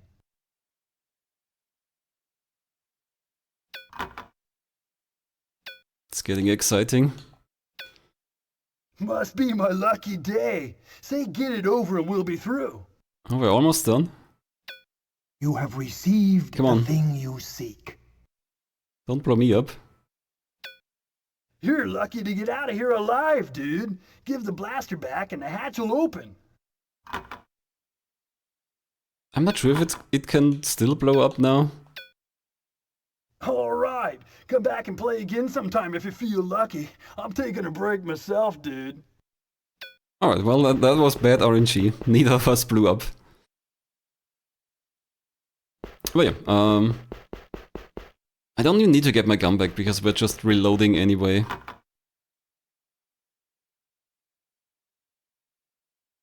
But I can't just beam out, I have to hand the ship receipt back.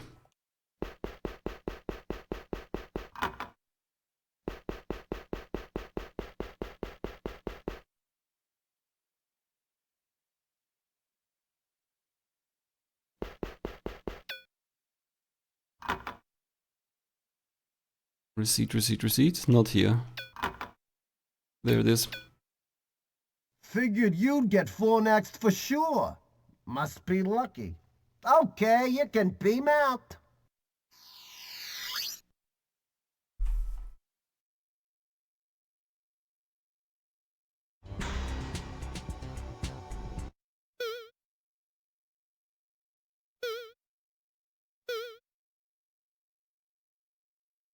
Okay, so we're gonna repeat that.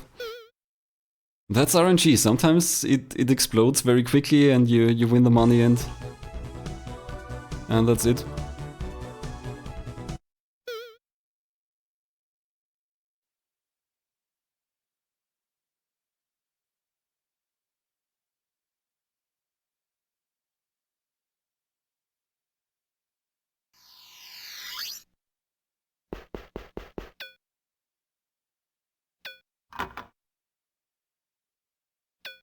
You have received the thing you seek. Here's your ship receipt.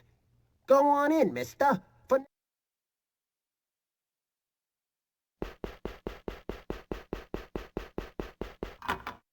Alright,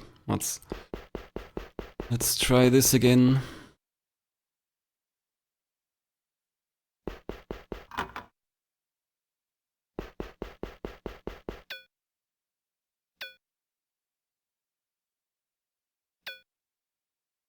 $100 T's, good. Now leave gun or Mach T not let in. Good God, Mach T hold. Alien come out, say give gun. Mach T give. Go. Play fast blast. Important to remember the term again.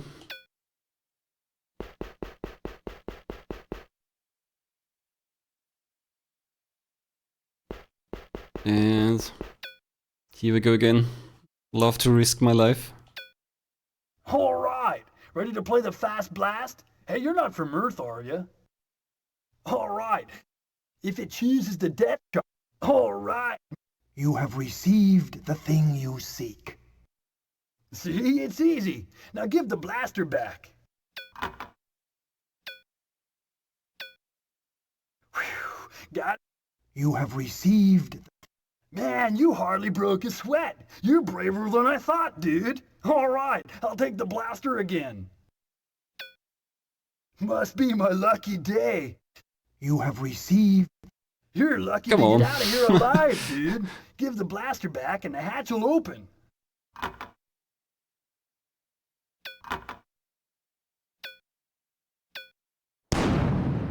Perfect. I think that means he blows up, not me. There we go. Okay. That wasn't too bad.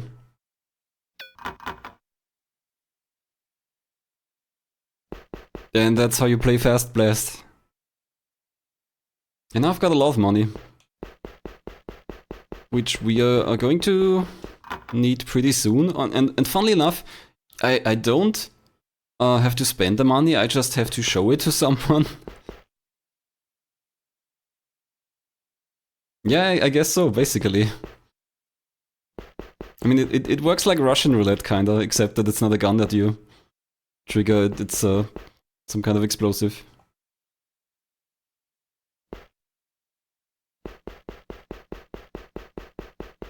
And of course, like most planets, there's a bar here. What'll it be, alien? You want something to drink? I have fleet on fire, big bangers, and if you're looking to celebrate, some Chateau Omega. Or if you're hungry, I've got mutant burgers.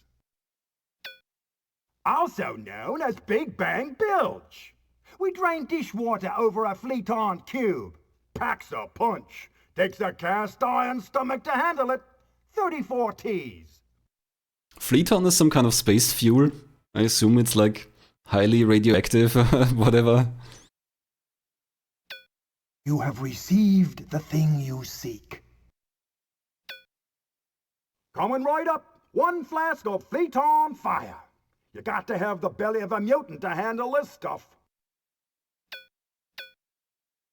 And then we also want Chateau Omega. Finest wine in the void. Bubbly stuff. Kriegs brought a shipload when they left Omega. 127 T's a bottle. You have received the thing you seek. Like the good stuff, huh? Great. You ought to get on well with the Kriegs.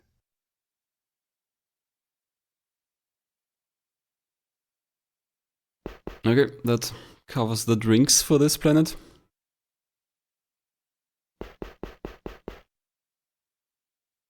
Just oh yeah, this way.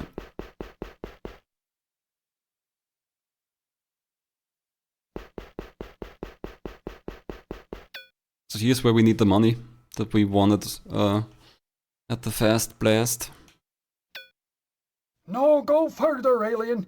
You come see Flattiest Dan. First show plenty T's. 10,857 T's plenty. Give plenty teas, marked on open hatch. Give back, not plenty teas, marked on squeeze. So we just need to show it here. We're not actually spending it. But we didn't have nearly this much money earlier. Plenty teas, marked on open gate.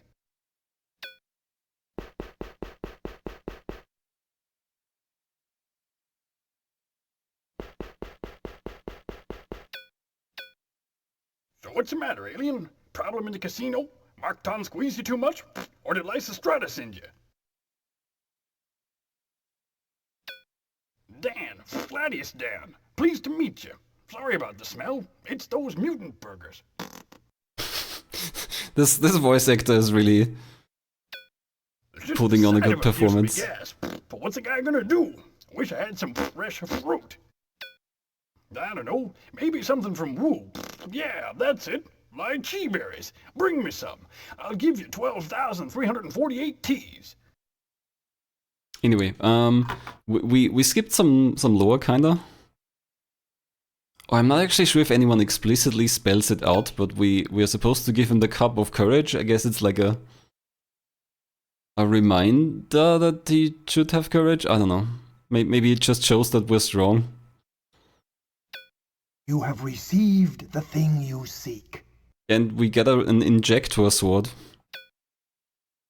Hey, we gotta get this bucket going. Here, take my injector sword. I was gonna use it to OD on stroke, but I didn't have the guts. Very normal thing to say.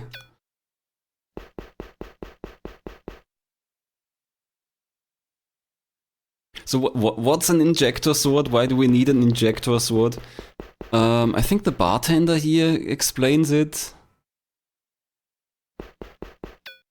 Let's see if I can quickly get it out of him. Just call me Barbas.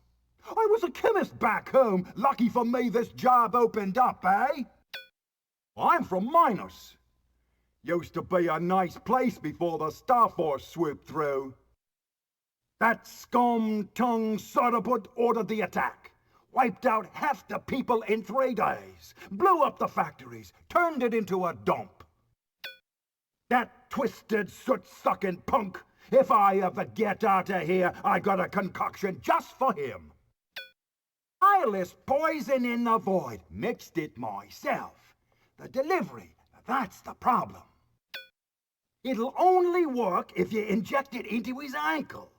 You got to get an injection sword to do that. That's the problem. I never heard of one, but if I can imagine it, it has to exist. If you find one, bring it to me, and I'll load it with poison. I think that this is an incredible argument. Of course, you'll need an injector sword. I don't know that the thing actually exists, but if it does exist, then I'm prepared for that. So yeah, we can give him the injector sword and he'll fill poison into it.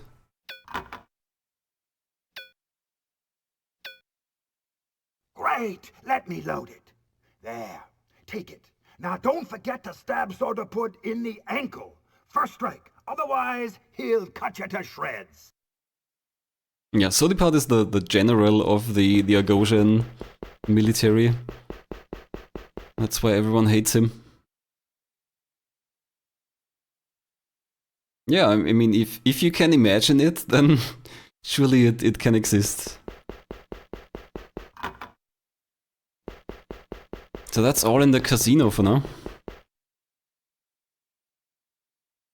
But this place isn't just the casino. This is actually a pretty big place. Before I explore the rest, we're gonna get our ship back so that I can beam out later.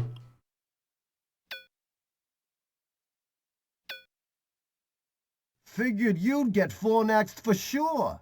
Must be lucky. Okay, you can beam out.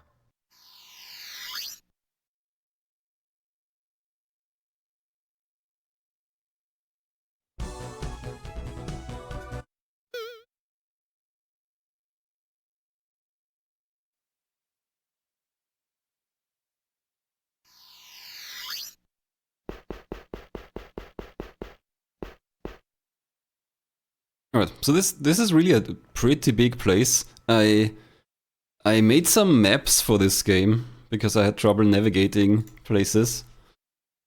Oh, damn it, that's one step too far. I'm falling down. Ah, whatever. We'll just have to climb back up.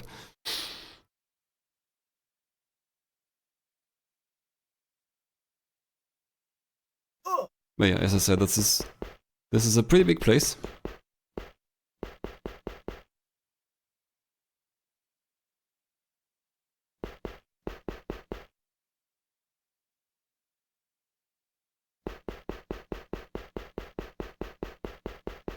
And most of the people here are not friendly.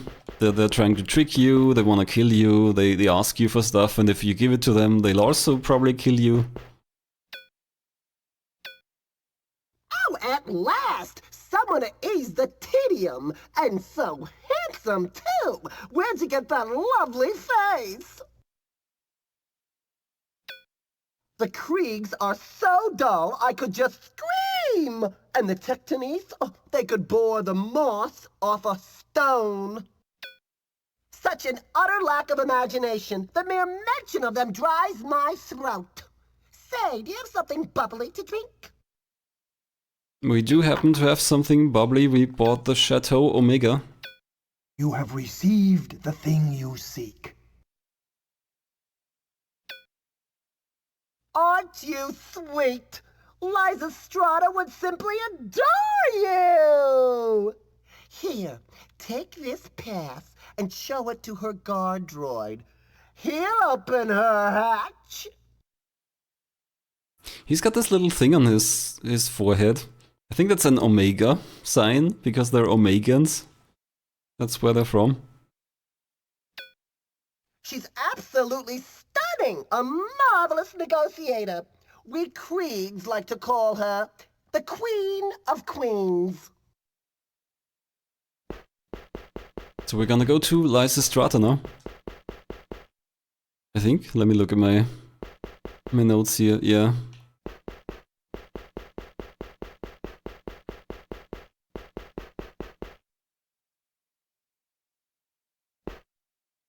No, can't walk across here. Have to jump across the lower platforms. And hopefully not fall down.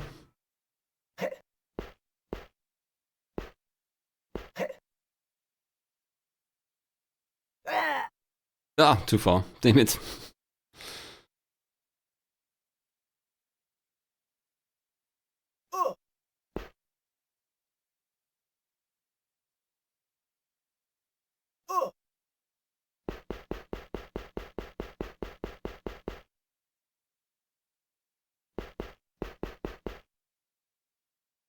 Thankfully we don't have to do too much here. There's actually quite a lot of places here, bunch of side quests.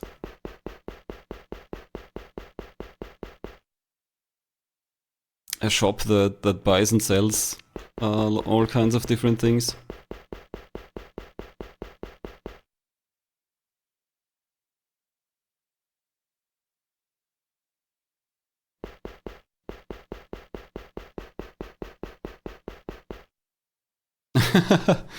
Yeah, I think a lot of characters in this game are.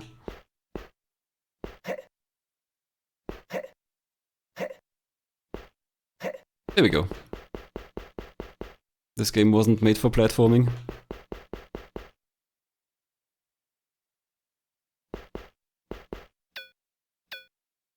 Halt, alien, restricted area, do not approach, lethal force in use. I love how they modeled the robots out of clay. We got the creek pass from that guy just now. Pass number 1282 belonging to Proctus Krieg. Alien access to Royal Yacht approved. I'm not sure why I'm allowed to use someone else's pass. But apparently that's how it works.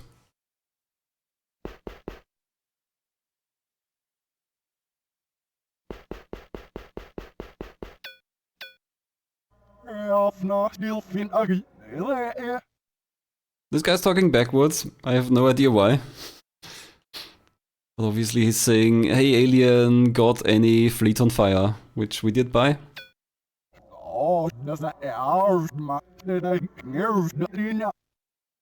I need a drink. Get it. I am dry as a dog.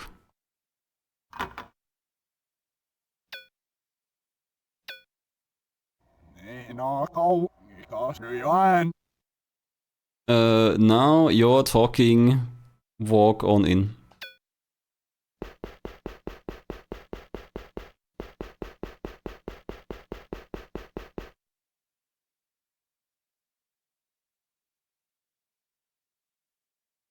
And there's another guy here that also wants an item from us.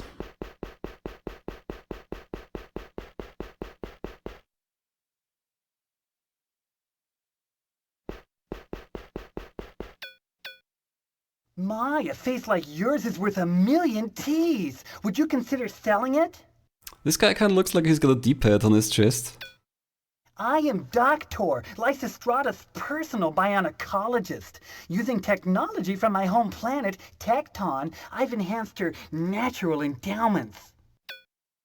My masterpiece! With her natural endowments enhanced with bionics, she's absolutely scintillating. Unfortunately, she's in seclusion. She recently developed an unsightly blemish in the middle of her forehead. Until it clears up, I can't let anyone see her. The pustule looks like an angry third eye. I offered a new face, but she's attached to the one she has. I'll never understand Kriegs. And luckily we have something for that. Let me analyze this. Seems harmless enough. I'll just send it in to Lysistrata. Look, the door is opening. It must have worked. Well, that's working quickly.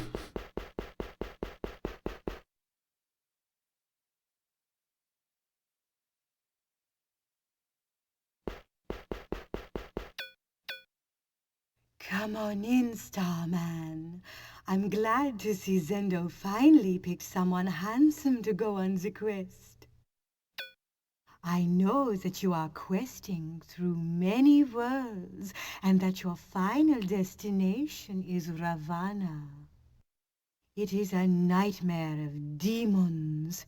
You must combat all but the last.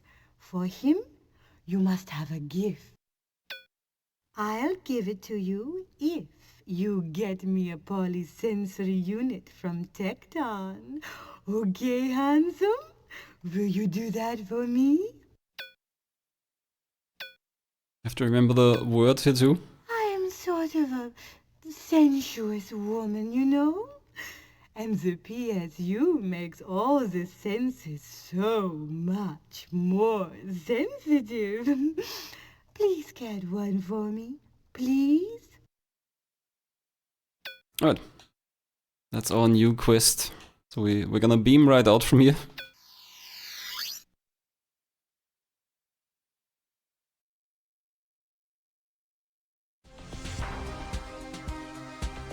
So we're gonna go to Tecton, basically the planet of the robots. But before we do that, we're checking in Argos again.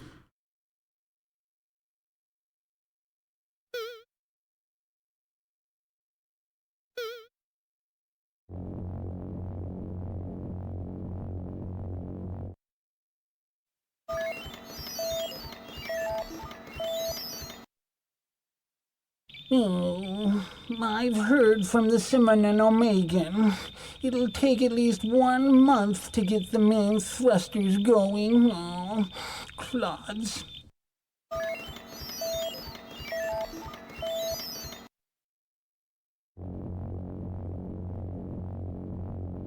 We haven't gotten any really good of these hyperspace clips so far. There are some really funny ones, really interestingly animated ones. I actually tried to record all of the clips that I could get and put them together on YouTube. And depending on how quick this run goes, maybe we can fill some time with those.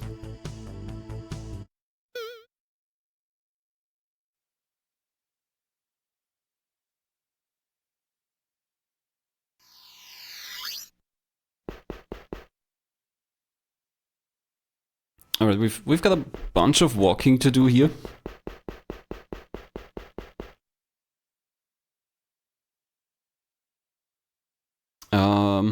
So I guess I can tell you a little bit about the game. So this game is by Spinnaker Software, who made a lot of educational software. I think some pretty well-known stuff.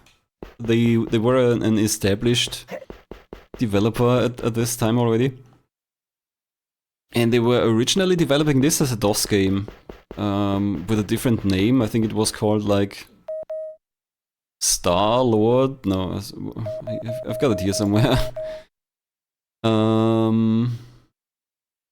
Star Tribe's Myth of the Dragon Lord.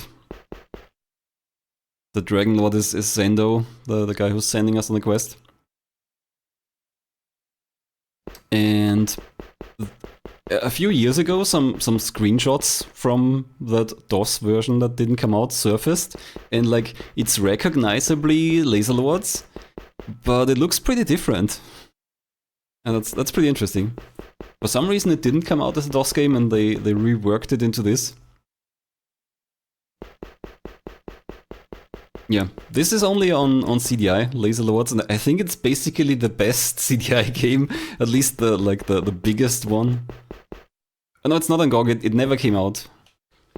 Star Tribe's Myth of the Dragon Lord never came out, and sometime later this came out, and it's basically that game, except reworked.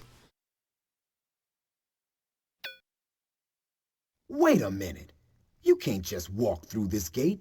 You got to show some worth. Only worth a man's got is in his pocket. Cash, man. Must be worth 150 taras to get through this gate.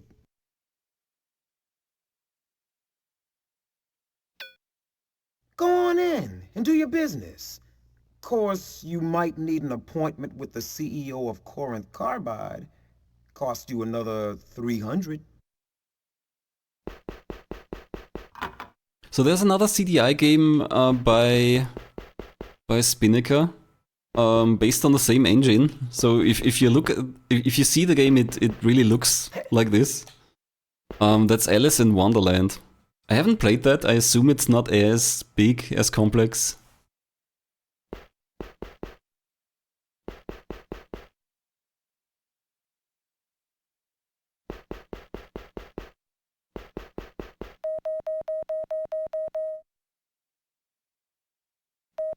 This waterfall-looking thing is, I guess, some kind of future elevator beam.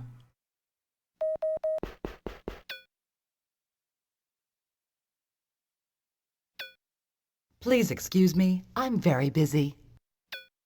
Listen, I'm a data producer. I have to finish a sheaf of propaganda by tonight if I want to get paid. And I want to get paid. 90% of the news you read comes from data production. Some of it is true, and some we adjust a little to make our point. For instance, people are poor grain producers. We need to thin the population of Luxor in order to reap a larger neutro harvest. So, the best way to eliminate excess people is to laser strafe villages, but... Obviously, the best way is to laser strafe villages. There are always innocent victims in war, so we need to generate public support to prevent unrest. Consequently, we manipulate data. The Usurpian presence on Luxor is roughly 0.25%. By a simple typographical error, that becomes 25%. You know what that sounds like? A 25% uprising is an imminent threat to stability, and a 25% population reduction will increase productivity by 50%. Therefore, by creating the appearance of threat, we persuade Argosians to support a strike. By killing a few peasants, we take a huge profit. It sounds cruel, but the profit in grain outweighs the loss of a few souls. That's progress. This is such a long dialogue chain here, but we are getting something at the end. Profit and progress are one. It's in the second codicil of the Commercial Code. The end justifies the means. Yeah, that's what we get here, this one verse. Can we set her on fire? Sadly, no. At least... Oh. Okay, well, we can do something. This doesn't have any consequences. I guess I could have used the laser or a sword. Would have had the same result.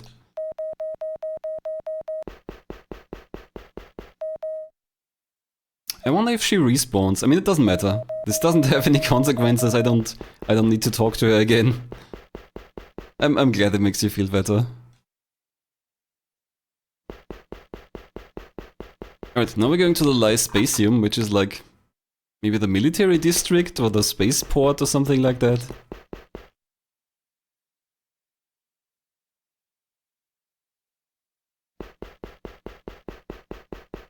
But yeah, that Alice in Wonderland game looks interesting. I do want to play that sometime.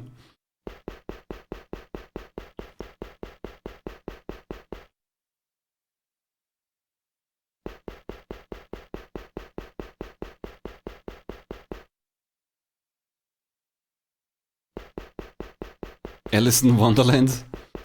I guess you gotta play that other Spinnaker game to find out.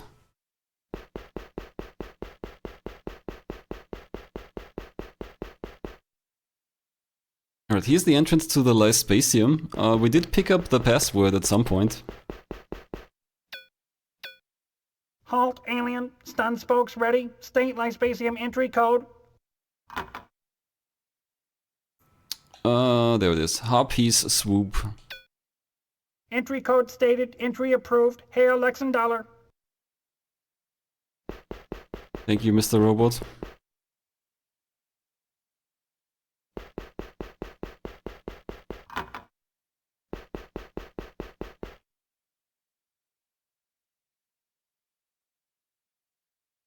And here's a guard. And a wall. And luckily at the very beginning of the game we picked something up here for this. I can't let you into Lyspatium landing control. Orders, you know? Remesh, Star Corpsman, first class. This is some dull duty. Say, do you have any hula hooey? Grows wild on Wu. I buy it from Thesia. You could burn it like incense or make tea. I like the taste, so I chew it. Makes the day pass easy. If you gotta stand by a hole, it helps to have something to stir your memory. That's what hula hooey does. The other day, I remembered throwing rocks in a river that ran through my father's grain field. I almost remembered his name. We lived on Luxor. I was little. He's an old man now, if he's not dead. He grew the best grain on Luxor. His name was Brahmin or Laman, I think. We met this man. It was the very first character we talked to, and his name is Rahman. You have received the thing you seek. That's it! That's my father's name! I knew he was still alive. Please, take this amulet to him. Say Atem. He'll share his secret.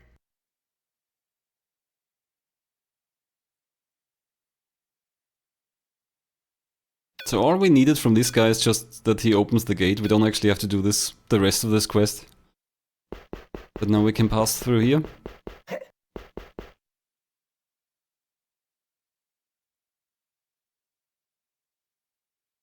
And over here is basically the military headquarters.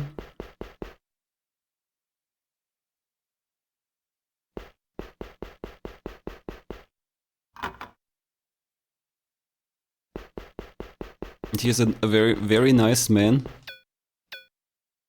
On your knees, duck-faced slime pole, kneel! Who sent ya? Why you here? Where's the Zukin fleece?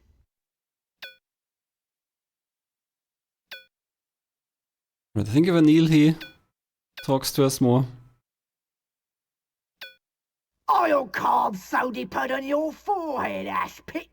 Then you won't forget the commander of Lyspatium. Yeah, this is Sodipod. You might remember him. We were told to stick an injection sword in his ankle. What do you expect? some bleeding hot pansy running the force? Great Azookin army in the zoot-sucking void.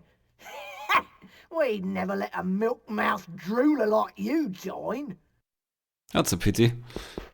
Anyway, why don't I take my funny little device here and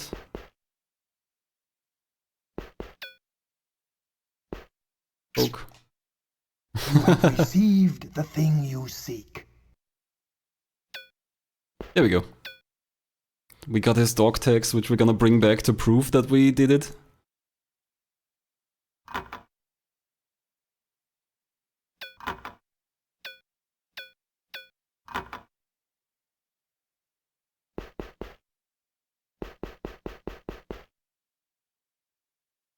And over here is the leader of the Empire, the mighty Lexandara. Oh, oops. The same button that talks also opens doors, so I shouldn't stand here.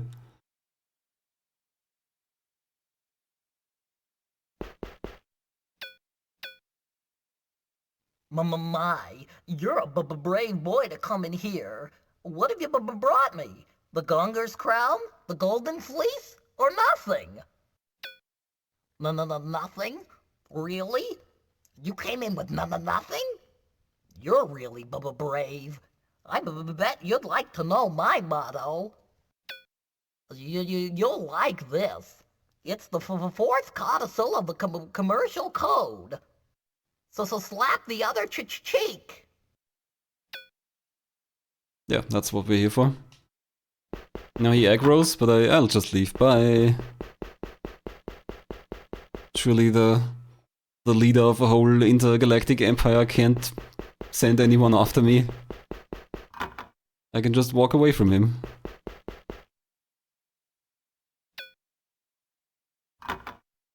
And that's the whole commercial code. And also, for now, we can beam out of here.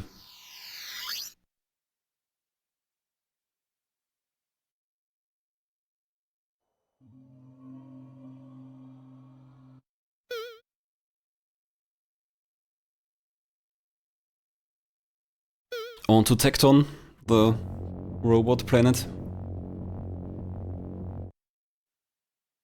I like this guy, but his first clip isn't that great, I think. Yoo-hoo! Yoo-hoo! It's me! Bob! Bob! It's him, Bob. If we get some of his later clips, he's pretty good.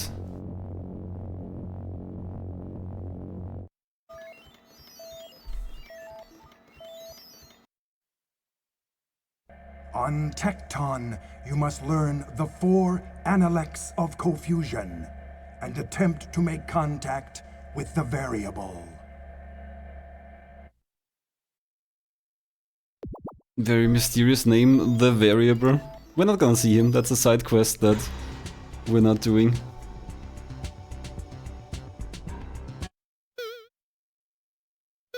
So the variable, as they call him, is basically the last non-cyborg human on this planet.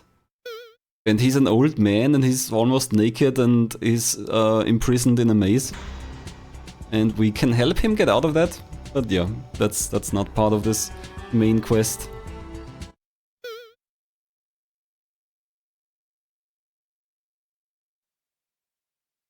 And so we learned earlier what you need to get out of a maze. A ball and string. That was an answer to a question in the philosophy quiz.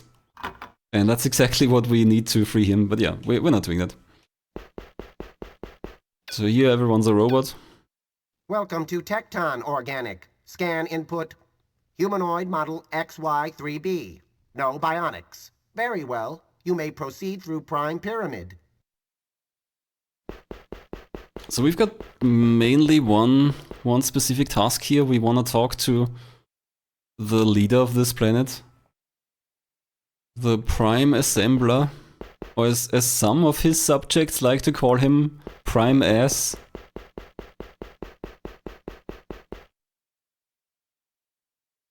So we're basically just here for Lysistrata, that's her name, to get her polysensory unit. But in order to get that, we basically have to do a lap around the whole place and talk to a whole bunch of people.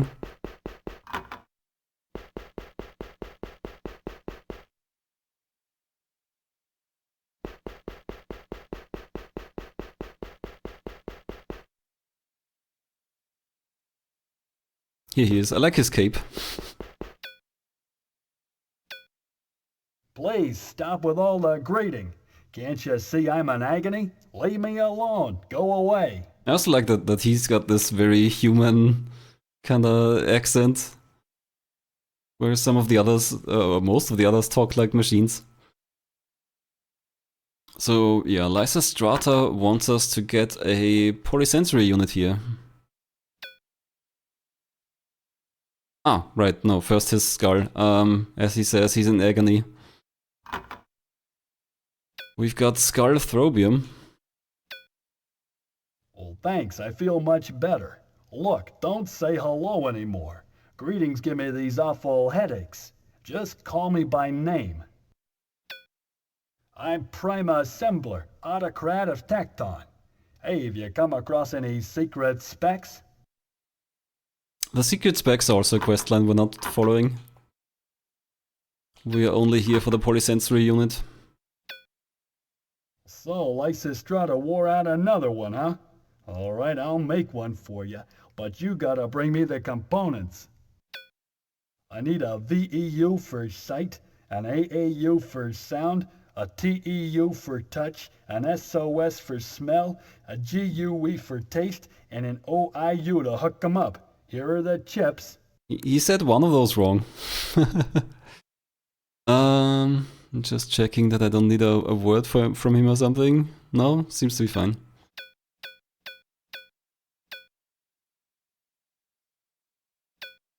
Well, look, if you don't have the brains to find this stuff, I'm not trusting you with a PSU. Just give the chip to any droid who has what you need. Alright. So that's our task here. Find a robot for each of these chips.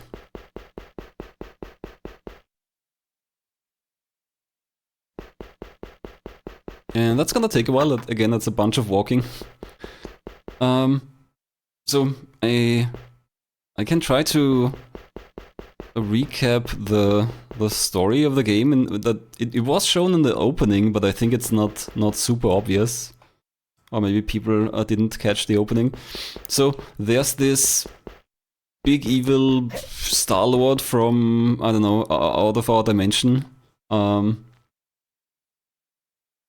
What's his name again? Sarpedon, that's it.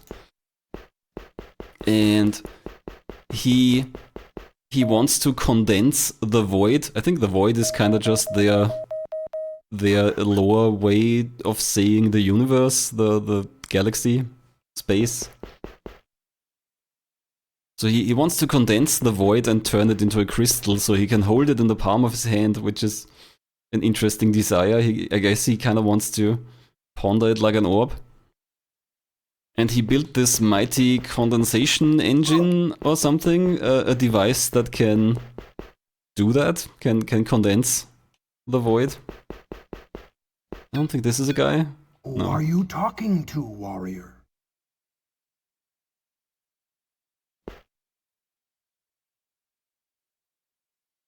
So I've got direction notes, but I'm not entirely sure. Is it this room? Might be this room.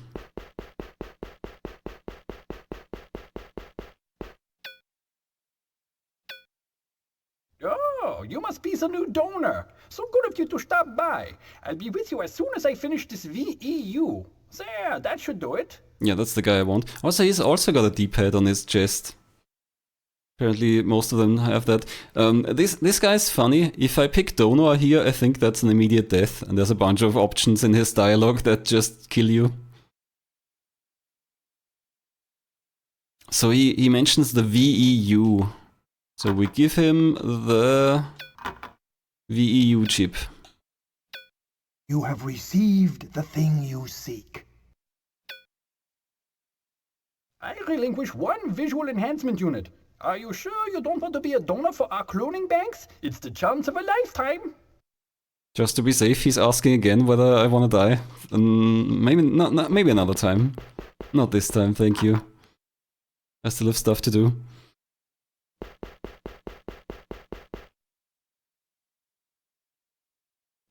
Here's the next guy with this very interesting big head.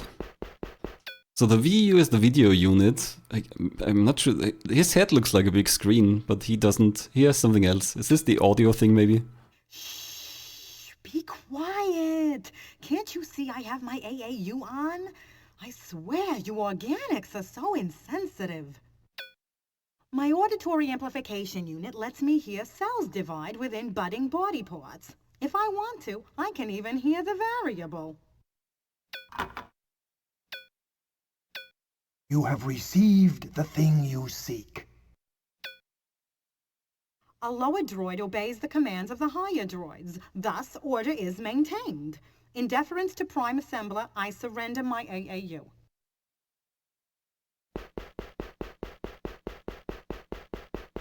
And here's someone who isn't part of this chip questline, but we do want something else from him.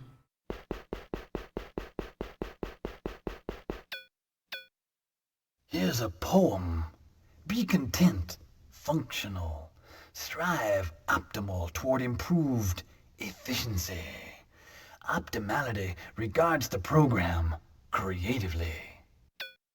I'm the poet droid, rephrase.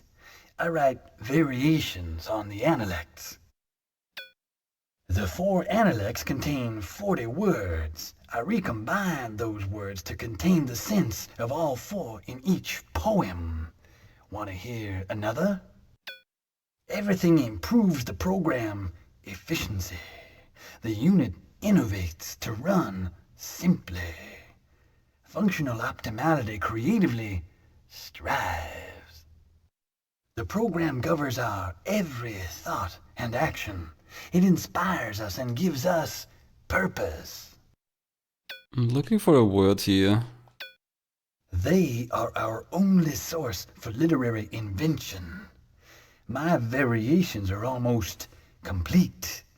Now, according to Analect 3, I must innovate. There we go, that's the one.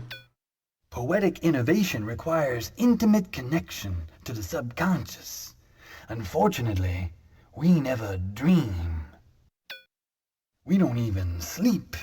However, I've heard of a body of work from the primitive planet, Luxor, which may be incorporated into the program. They are deeply connected with their subconscious. Recite the 4 verses of the Sooth Song to me, and I will give you a synthesizer. This is the first time we can actually use one of these, the Sooth Song here. Beautiful, organic, such rich imagery, such marvelous music. 66 words to recombine. Do you care to hear a new poem? You have received the thing you seek. We actually don't hear this one, it's an item that we use later. The goddess Coptos coupled Seb. Grain sprouts from his hand. The rain is weighty. The sun burns dust. Sighs have shaped the land. That's a pretty good poem. Alright, thank you, Reef Rays.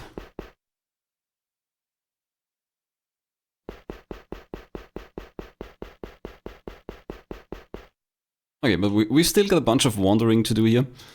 So back to the premise, the story of this game. So the evil Sarpedon wants to condense the void, the universe, into a crystal so he can hold it in his palm. And this other, also Star-Lord, also like out of space being, Zendo, this lizard guy, that you also see on the bottom of the screen here. As he says himself, he was sent by the Interzone. I guess that means he's like sent by some higher interdimensional council or something. He kinda abducts people from Earth and sends them out on this quest. What year was this game? I don't actually know. But I mean, it's for the CDI, so that probably restricts it to a handful of years in the 90s. What's that smell? Oh, hello, Organic. For a second, I thought something died in one of the crates. Let me just turn my SOS off. Yeah, it's definitely good acting. So, this was made by Spinnaker Software, and they were an established game dev studio at the time, so... this guy mentions the SOS.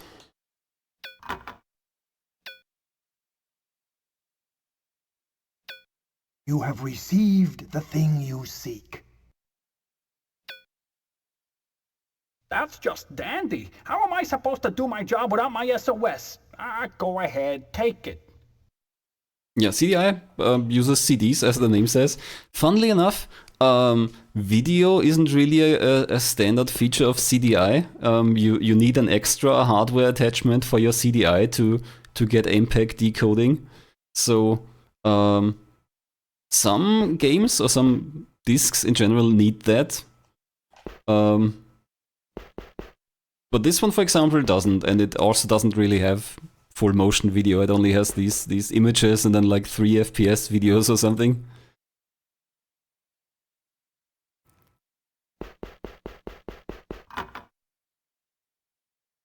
The audio quality on CDI definitely should be good, although I guess you still have to record it well. But this is professional voice acting, I suppose, from a real recording studio. Whoa, Organic, hold still. Your movements create an atmospheric disturbance which interrupts my operation. Every step you take causes vibrations that throw off my adjustments, and when you speak, a foul wind disrupts my concentration. They are so rude about being organic. I'm too loud, I'm too smelly. You have received the thing you seek. The optimal unit is always prepared for any eventuality. Thus I deliver my spare tactile enhancement unit to you.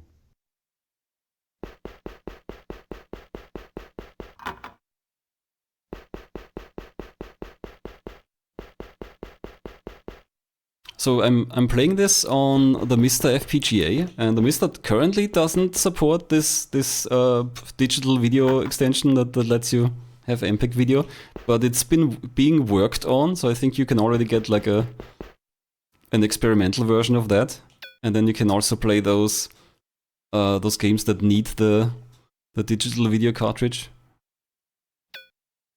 I am Prophet, the primary sales and marketing droid for Tecton. I also purchase stocks for our portfolio. Wait, is this the right guy?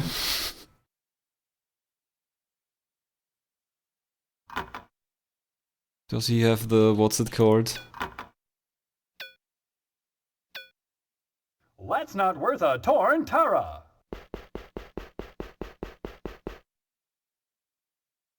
Was it this guy here? Maybe I'm a bit wrong here. Yeah, this guy has a skull. I think he's some kind of Shakespeare. The undisguised tone of insincerity in your greeting causes me to doubt the possibility of achieving optimality in our interaction. But I think I took a wrong turn. I'm in the wrong room, probably.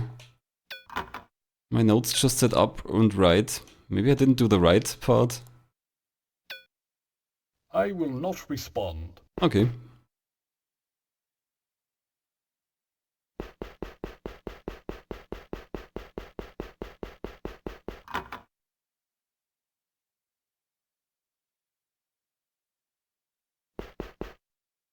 Is it over here? Is there even anyone here? That's the maze, so that's not it.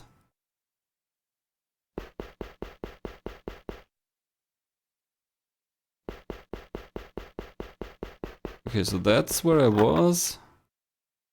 Yeah.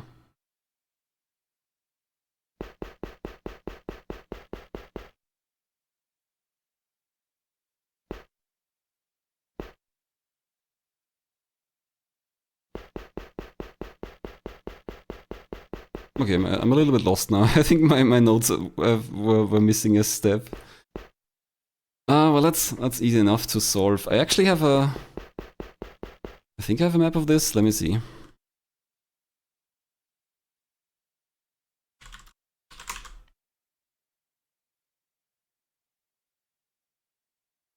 Yeah, there we go. Tecton, pretty big place.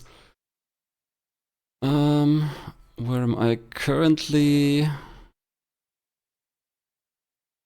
I think I'm here.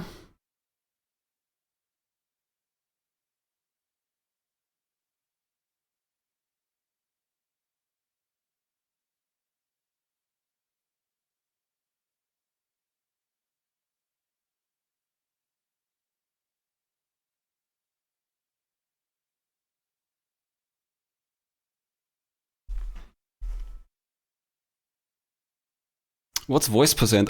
So this game has a lot of voice acting, and if you wanna be fast, obviously you would skip that. But I wanna let it all play out because the voice acting is pretty much the best part about this game.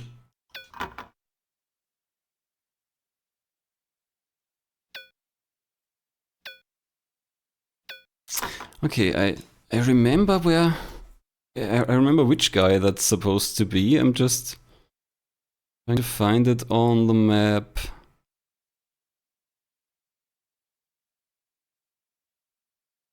I guess that's gotta be up there. Yeah, that's the one. Okay, yeah, I have it.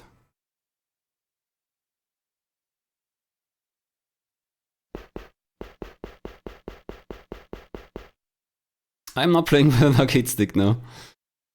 I'm just playing with a joypad. And also, the CDI basically interprets this as a mouse. So any CDI controller, I think, is basically treated like a mouse input-wise. So that's why pressing a button sometimes doesn't, or rather pressing a direction sometimes doesn't immediately change the menu option. I sometimes struggle with that because it's treated like a mouse movement, like an analog input.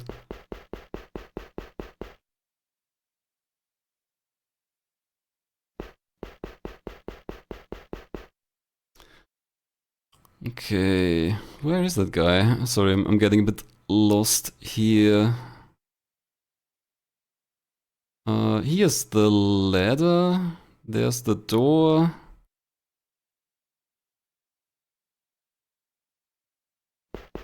So this isn't the guy.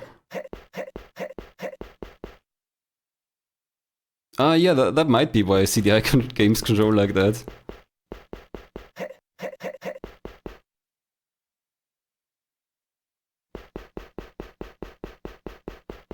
A lot of the planets in this game are just really large. Even looking at the map, I'm having issues finding the right path. I think I'm probably taking an unnecessarily long path here, but it should be the right direction. I think it's over here and then back down and... Was it? Up?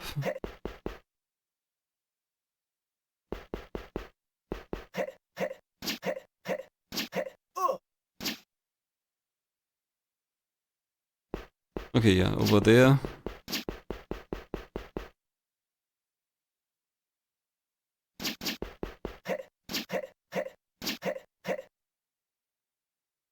I guess it's easy to get lost in a 4-hour run at some point. There's a lot of moving around in somewhat confusing spaces, but this is the right place, I'm pretty sure. Yeah, here we go. That's the guy, finally. Guy with a big tongue. Sorry about that. I was just testing out this battery pack. What can I do for you, Organic? I guess his job is to lick batteries.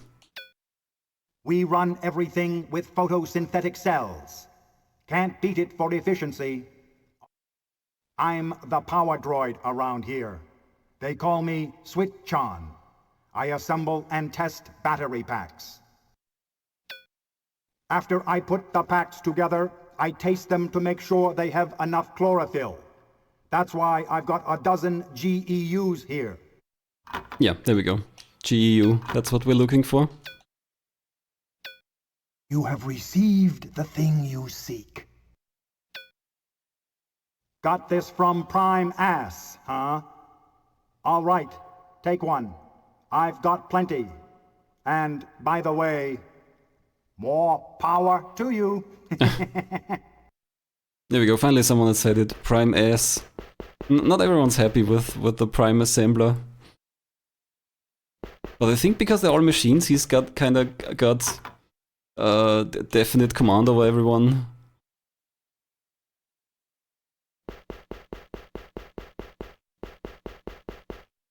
Hello, this is Laser Lords on the CDI. An adventure game with a lot of voice acting.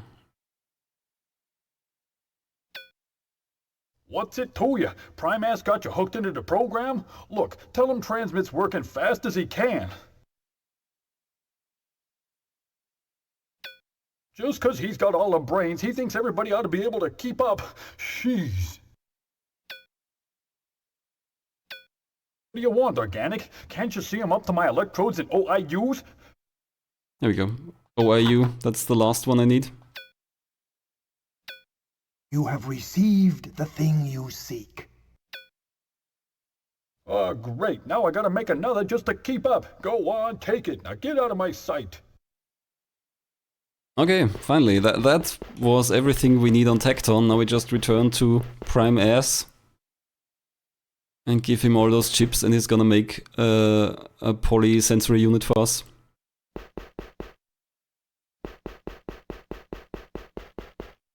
Wait, no, the door. I'm getting very turned around in here.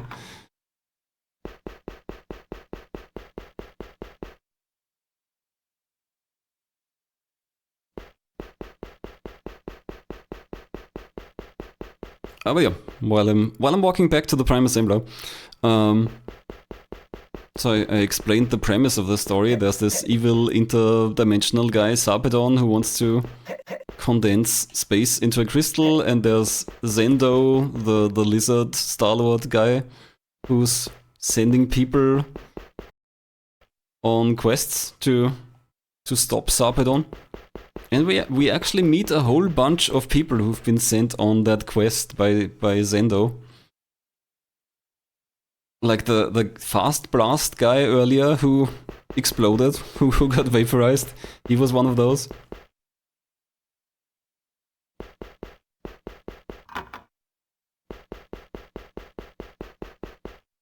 Oh yeah, something else that's interesting. Every planet has its own decorative border. So if you look at what's around the gameplay footage, in this case we have these robot heads and these circuits. So every planet has its own border. I'm Prima Assembler, Autocrat of Tecton. Hey, have you come across any secret specs? So what do you want, a pat on the back? Is that everything? Well, come on, Buster. I need more chips than this. Now I have to give him every single item.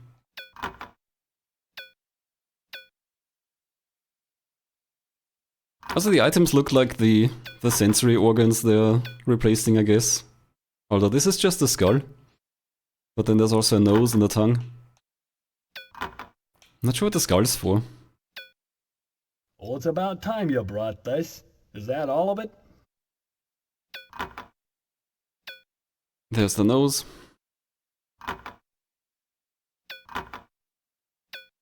And the tongue. Well, okay, that's it. Here's your polysensory unit. Alright, and that's all we need on Tecton.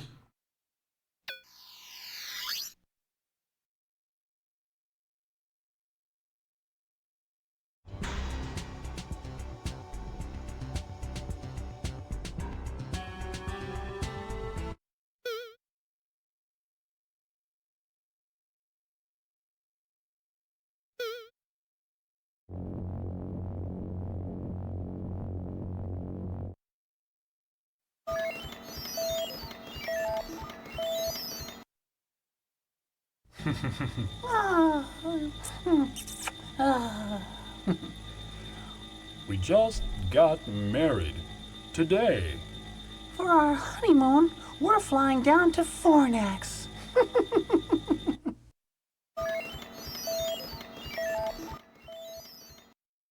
Maybe married means something else where they come from. Maybe you're joined together with the other person's body.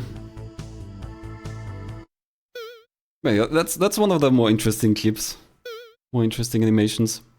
But there's much wilder stuff.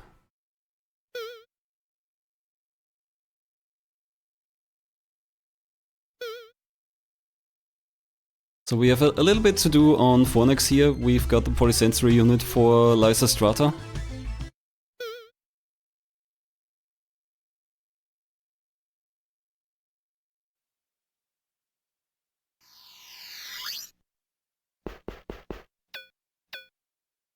Come on in, Starman. I'm glad to see Zendo finally picked someone handsome to go on the quest. You have received the thing you seek. We got a face. She did mention that earlier. It's a gift for the last guy we have to defeat in Ravana, the final planet, the stronghold of Sarpedon. Great! Here, give this to the cryogenic in Ravana. Now, excuse me, I'm going to put in this PSU and spend some time with my mutant. Sounds like fun. We have another thing to do here. Oh yeah, and also here the border has changed, as I mentioned. Now that it's Dice and, I don't know, Dice ladies. But Zendo was always down there.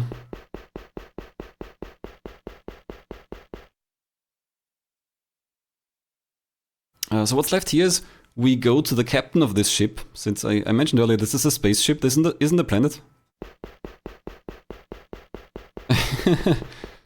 Spending some time with your mutant. Yeah, so we go to the captain of this ship. And we show him the space, the dog tags of, what's his name, Sodipad, who we stabbed in the ankle earlier with the poisoned injector sword.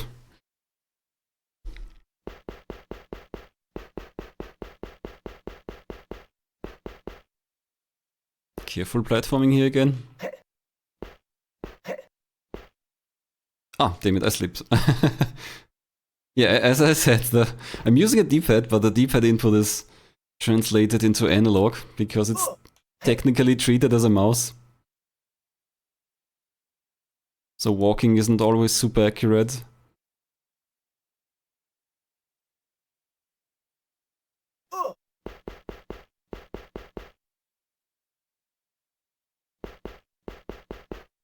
The CDI actually has a whole bunch of different controllers, not just a mouse, not just a controller with a D-pad, or the famous spoon controller, which also has a D-pad, I guess, but you hold it like a TV remote. There's also like a huge trackball for children. I guess that's all the CDI controllers I remember.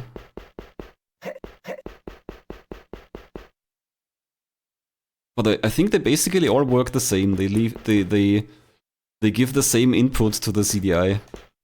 They're all kind of treated like a mouse. And if you can play CDI games with MAME, and MAME maps it as a mouse. So it's like two analog axes. Also, the guy we walked past there is a funny man. I think I'm getting lost again. Let me see. The guy we just walked past there is one of the many tricksters in this place.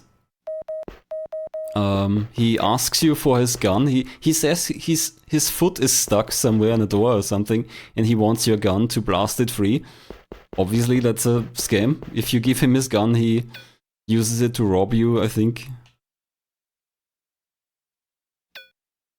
All alien restricted area. Do not approach. Lethal force in use. That's the same guard robot that was at Lysistrata's quarters too. Response to query not Wait, did I pick the wrong thing? program. Right, the Krieg Pass. I'm picking the wrong item. Pass number 1282 belonging to Proctus Krieg in alien possession. Alien access to control cabin approved. Yeah, that's a good point. I think the CDI, it's not that much a game console. Like, it definitely has a whole bunch of games. But it also just generally was like a multimedia machine for educational stuff, for business presentations, for tourist presentations. So there's a lot of kinda interactive CDI discs that mainly have like educational stuff or tourist stuff to look at or business stuff to look at. Here's the captain of this ship. Ah, alien, at last you've arrived. I don't mind telling you that we Kriegs have found your misadventures most entertaining. I am Jaxus, captain of the Seminum Omegan, and you are the latest of Zendo's chosen. Tell me, will you be returning to Argos soon? So we skipped this earlier to skip some walking just for the text. But he asks us to kill Sodipod. That's why he's asking whether we are gonna return to Argos.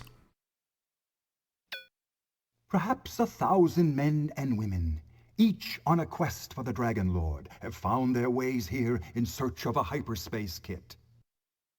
Yeah, that's what we're actually here for. The hyperspace. So we saw all these planets on the hyperspace map. We can't go to all of them. We can't go to Wu yet because our spaceship drive can't handle it, and we can't go to Hive. And with the hyperspace kit, we can go to Wu. It will augment your engine, increasing the speed and range of your ship.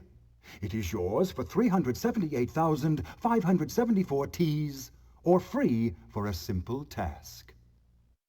Go to Argos and kill the Starforce commander Sodipod. Bring me his dog tags and you shall receive your hyperspace kit. Yeah, that's what we already did. Here are the dog tags. Well done! Do you know how many have failed at that task? I'll have your ship fixed up. You'll be able to get to Wu now. A nice place to visit, especially if you like animals. Okay, and that's Fornex for now.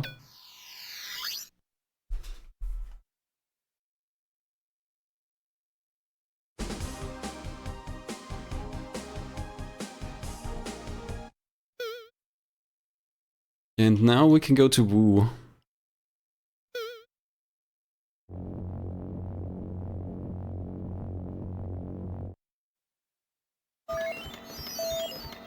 Is this the married couple again? Good luck in the void. We're going home. Everything was great when we got married. Peachy. Then we met you. Bye. Then we met you, bye. What happened? Maybe they had bad luck in the casino.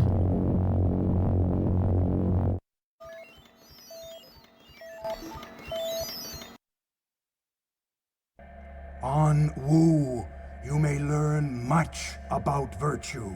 The bears will make elixir. They will sing the song of flux.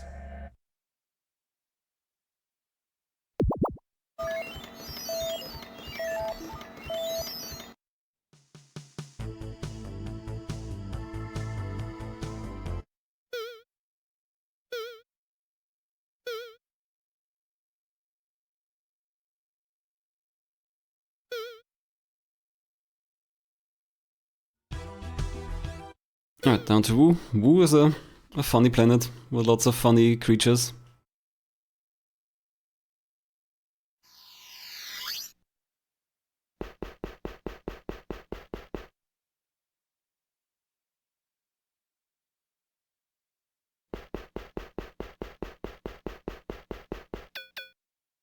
What strange being crosses my path? Ah, like the wolf and the bear, but hairless. You must be cold. In the path through the meadow, I am a gazelle, a kudu of Wu. Look, the meadow is thick with sweet grass and herbs. Many herbs are found on Wu. If one honors their virtues, he may harvest them. On the path through the meadow, Singjen grows. Singjen heats the blood and restores energy. If you wish to pick the red blade, you must say Singjen heat to honor its virtue.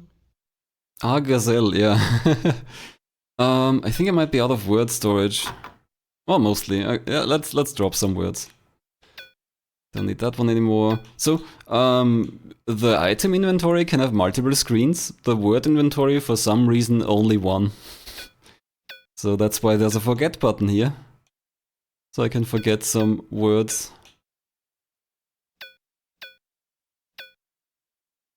I do need Elixir. I shouldn't need this one anymore.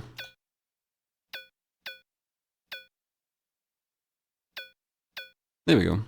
More than enough. So, a funny thing on this planet, there's a bunch of different herbs here to harvest. But if you want to harvest them, you have to say the right password first, basically. So if I want to get the Singjen, I have to say Singjen heat to unlock it.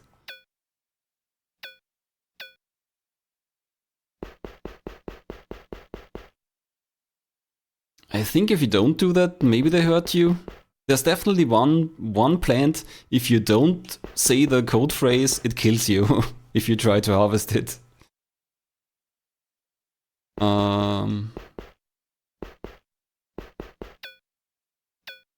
So we're gonna say... And now I can pick it up. There we go.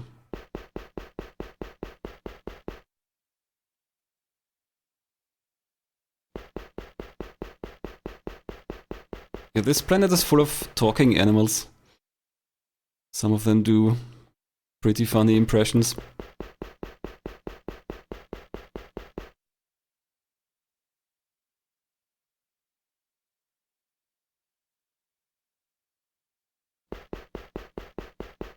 I don't need this guy, but let's talk to him just to see him. My name's Hai. Ye nah Hai if you want to get formal. You caught me on a lucky day. Yeah, I came across this big kudu with his horns stuck in a tree. I released him to the way of Wu. Had a big feast with him.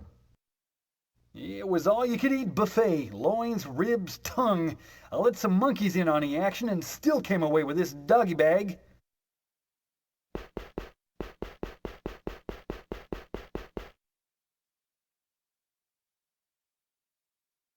Here's another kudu, I guess. This one doesn't let me pass, so I can't walk past here. I wonder if I could jump over, but there's a different trick. I'm Rombach, and this is my path. Move or I'll skewer you. I'll spell it out. M-Y-P-A-T-H. Get it? I just wanna hear him say something specific.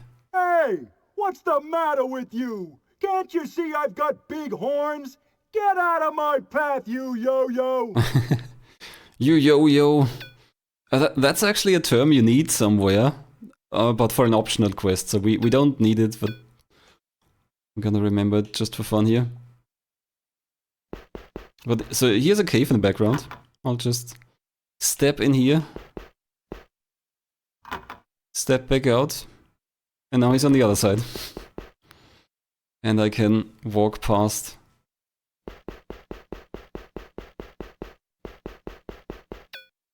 This guy is dangerous.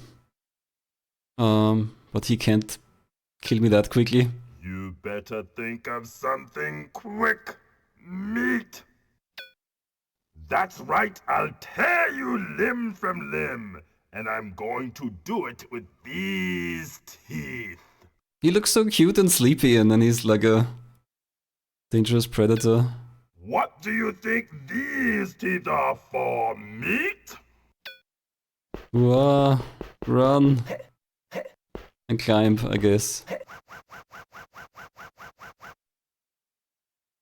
Yeah, the high points of this game are definitely the voice acting, the animation, I guess. There's not that much animation, but they're using a lot of claymation and even puppets, and they're really good. And the writing is pretty good, I think. It's like this satirical sci-fi story, but it's actually really in-depth. There's so much happening, so many storylines. The gameplay itself isn't that great, really. It's this very lo-fi, slow and clunky platformer here. I'm Chimpan. You want to play? Is that the right guy? I need another fruit code word. Watch Oh yeah, this. I'm gonna that's hit it. old Al Lee right on the back of his neck with this Pao Chi berry. They're brown berries that grow all over the forest. I just say Pao Chi Pow, and they come loose. That's the code word I need.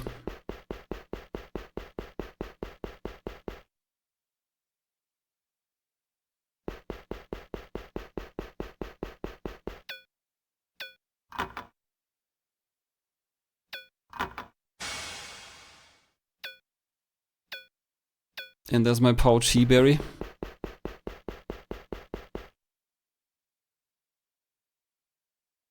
We met one of these Woo monkeys here earlier in Argos, the one with the broken brain.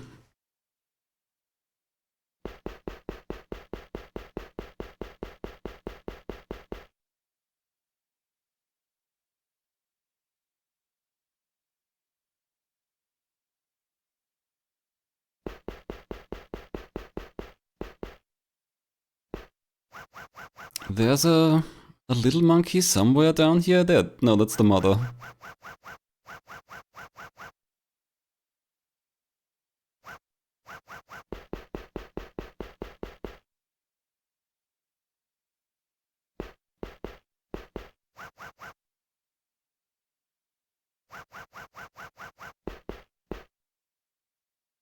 Come on, take a step.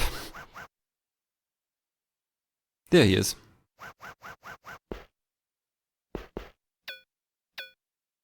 Mooshru Chew! Mooshru Chew! Oh, rats! I'm too far away. Hey, alien, can you help me? This guy's cute.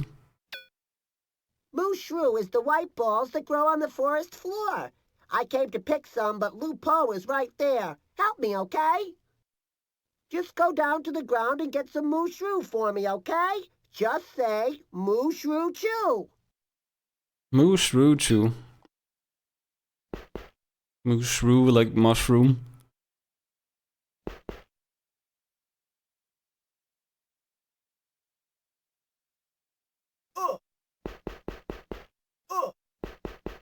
There's the Mooshru.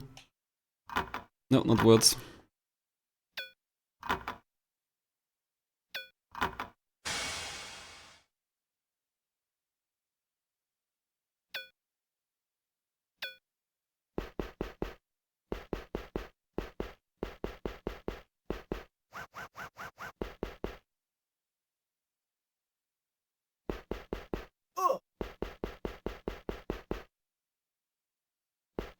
Okay, now next up another death trap.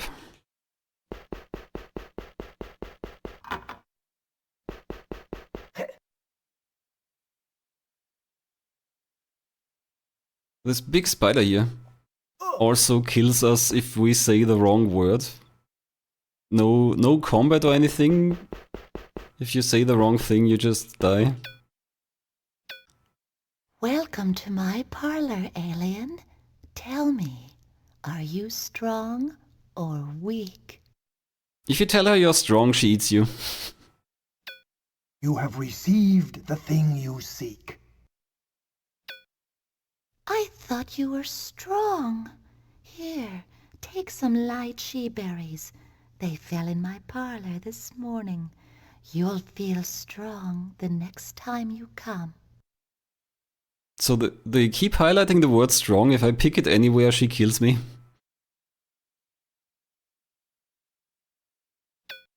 I am Trantula, the weaver of Wu. Why are you wandering here?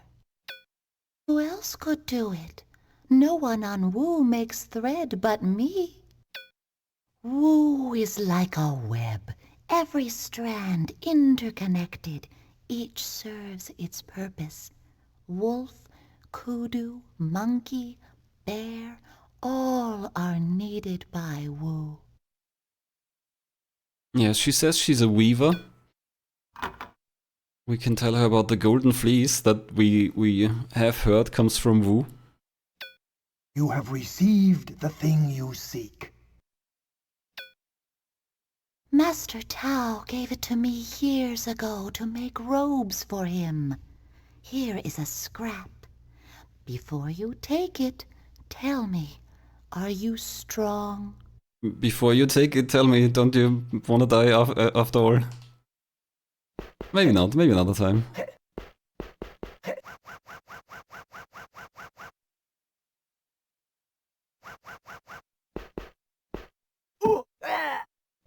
Better do the big jump here.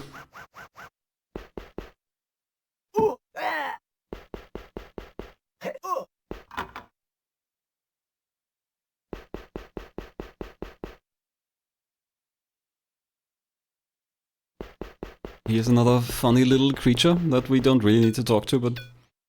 Hey, are you human? He's got a funny act, like a lot of them. Madilo! Yeah, I thought so. The bears called down and they said they want you to bring Light Chi up with you. How should I know? You think I climb around in those trees all the time? You humans. And he's gone. Here is a golden flower. That's the same flower that we bought on Luxor. It was pretty cheap. In Luxor they say it's just stamped out from gold. Here it grows as a flower. If you try to pick it without saying the code word, it kills you. So it's still a lot cheaper, a lot easier to just buy it in Luxor.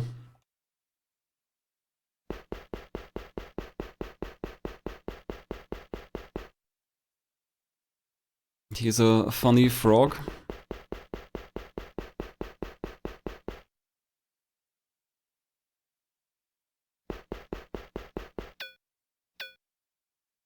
Fly wings glisten on her long red tongue. She croaks, the night is full. Her skin is lovely, her warts like jewels. Ah, how I love to compose. I just say whatever comes to mind and call it a poem. Would you like to hear a poem? The air is thick with lotus scent. The alien stares at the pool. He crossed the void in search of lotus. Alas, he cannot swim. She is the loveliest flower of Wu. In order to have her, you must swim close to the flower and say, "Lotus inspire." Wu is the mother of the 10,000 things. They spread and flourish until Wu gathers them. All things belong to Wu, but Wu is unknown. I forget where he mentions it, but he wants to hear a poem. And we got a poem from someone else earlier. You have received the thing you seek. Ah, that is sublime. Please accept this lotus flower from me. Say, do you know the analects of confusion? So if we would have collected the analects of co-fusion, one of those poems, one of those phrases that you collect 4 verses of, I think we would have gotten another lotus, but we'd only need the one for now.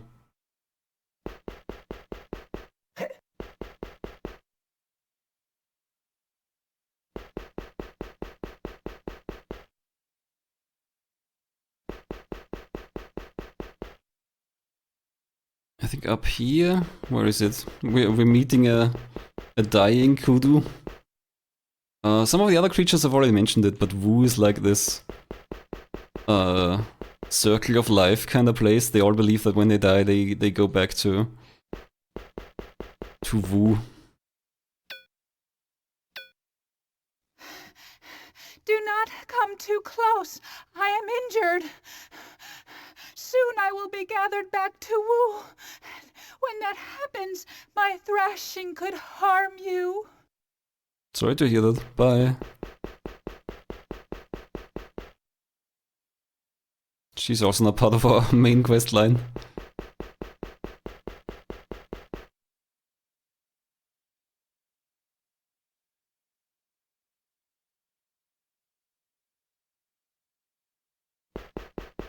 I think this waterfall here is kinda nice.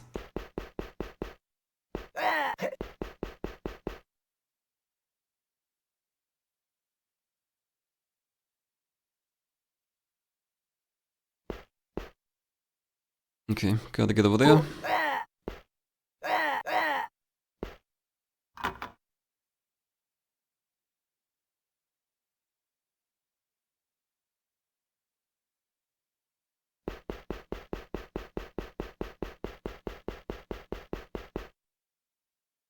Through the cool crystal cave to this Wu bear.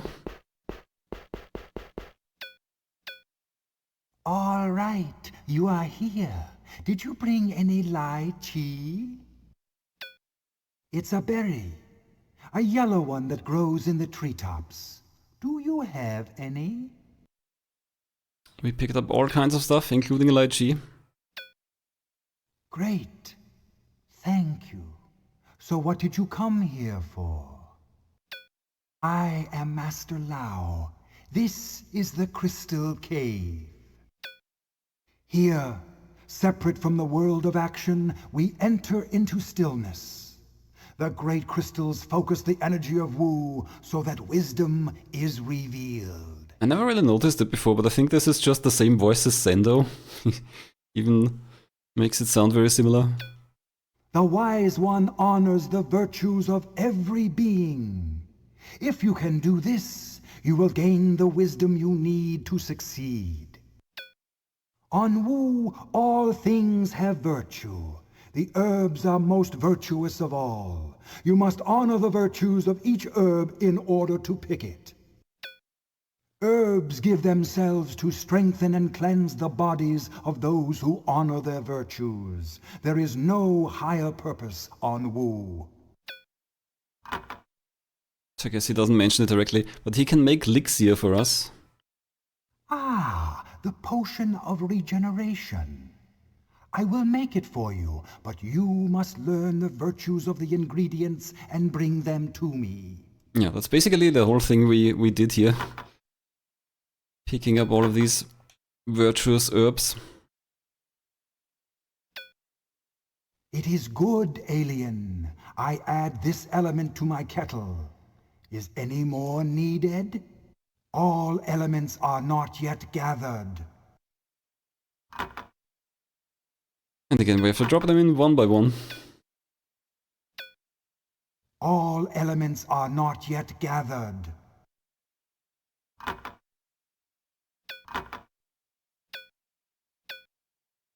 All elements are not yet gathered.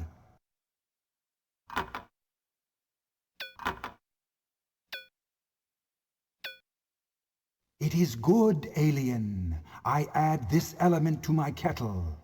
Is any more needed? Excellent. Now, bring me gold molded in the shape of a flower. Very strange request. I think I might have bought too few gold flowers. Shouldn't I have two? I mean, going back to Luxor should be fairly quick. You have received the thing you Okay, no, it's seek. fine for now. The elements combine. The sum of being restores all beings. Use the elixir wisely. Bring another gold flower if you need more.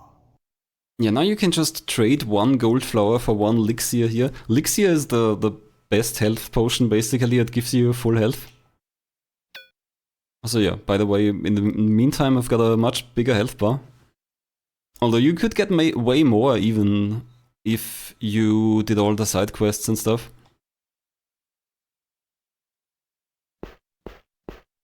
Okay, yeah, I forgot one gold flower. Usually I come here with 2 and can buy 2 elixirs immediately, but we can easily come back later.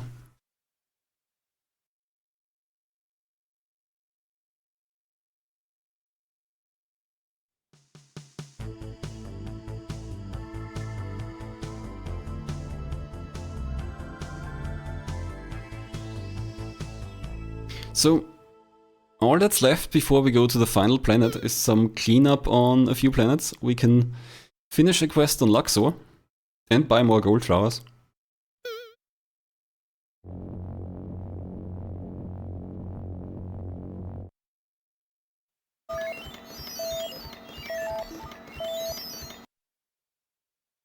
Gottfried? Go to Argos, quick! Colonel give you crystal this long. Wow, such a big crystal. Love to have that one. Yeah, that's a very direct hint for what you're supposed to do. Sometimes these gifts give you very direct instructions or hints, and sometimes they're just little funny clips.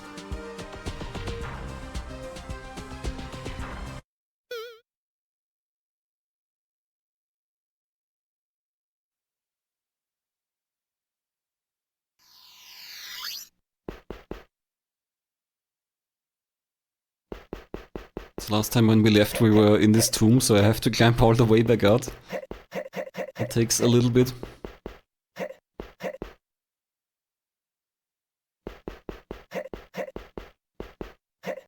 There's the sad red without any ammo. Or red. So there's one planet that we're not going to visit at all. That's Hive. And Hive is was previously a star, a sun, and these space wasps kinda ate it, like build their nest in it. They suck up the plasma from a star and then they build a nest in it or something. So when you go there, it's the space wasp nest. There's no gravity there, so you only float. You need a bunch of items to survive there, otherwise I think you also just die if you don't have the items and beam down. You need a jetpack because there's no gravity, so you have to move around somehow. You need a breathing device because, yeah, there's no air there.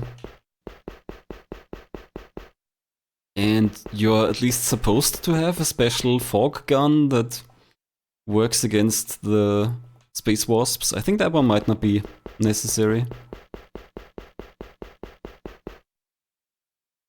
And what you can do on Hive is you can get royal jelly from the queen, and royal jelly restores your lives. So I've got 9 lives as I've mentioned earlier. If you lose some, you can restore them with the royal jelly. Here's the shop so we can buy some flowers. Step right up, Starman. My friend, well, these things work like charms. Give one to a lady and she'll sing like a canary. It's yours for 37. You have received the thing. A friend of mine stamps these out. It's amazing dames still go for them. Women.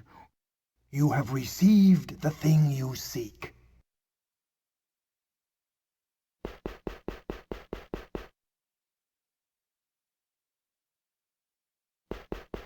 Okay, and we are specifically here to help this little girl. We got the word elixir from her because she needs elixir for her sick mother.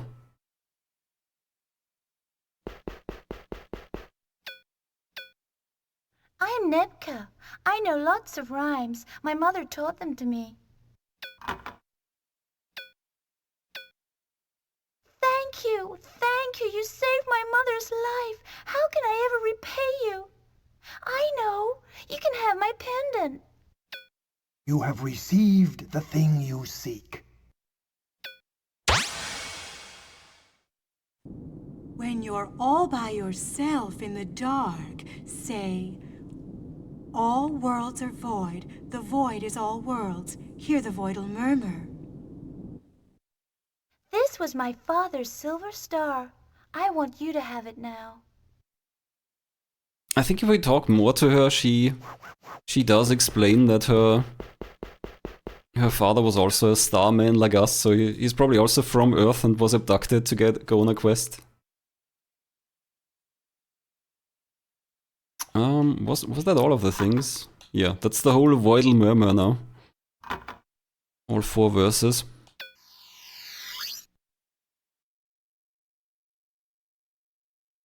The guy we met in space earlier told us we should go to Argos and give the fleece to someone.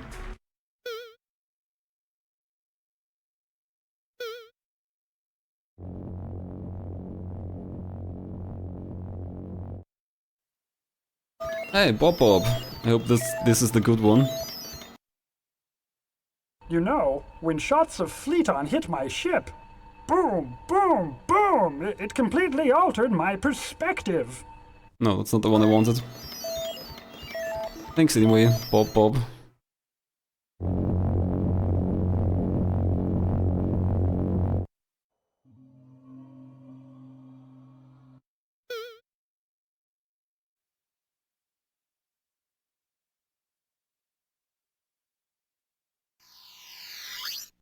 So we beamed out right where we want to go. This guy here.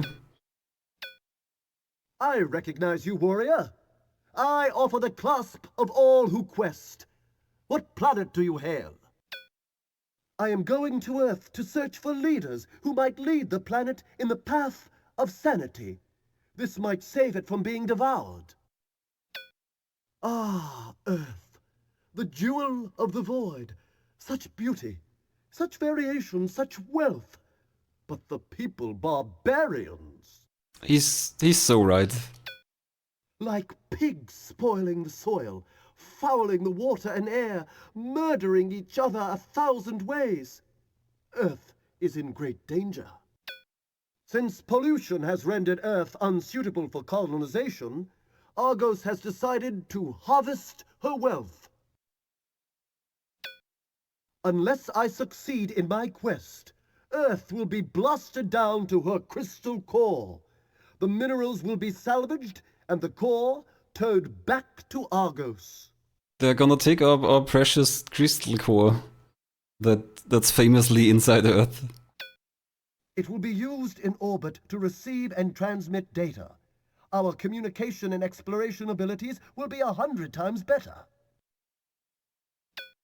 I am Colonel Hemiprotus, head of Star Force Special Forces.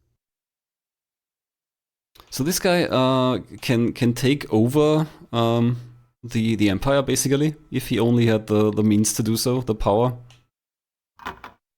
We didn't really hear any of this, but so this golden fleece is like a powerful item that gives you like, apparently superior rhetorical abilities or something. That's how like Sandala got to power. And because he doesn't have it anymore, he was kind of timid and stuttering like we saw him earlier. You have received the thing you seek. So we traded it for the condensation crystal. Excellent! Now the destructive path may be altered. Here is the crystal you must use against the adversary of your quest. Go well, warrior! Thanks. So this condensation crystal is the one we saw in the opening. This is a very central plot item. That's the crystal into which Sarpedon wants to condense the whole material universe. And someone would tell us that there's another quester, another starman who stole it from Sarpedon, and somehow it got to... Oh yeah, right, there's hyperspace clips where the person tells us that she gave it to Colonel Hemiprotus or whatever his name is. We are almost to the final planet. We're gonna pick up some elixirs on Hive. I bought some extra flowers.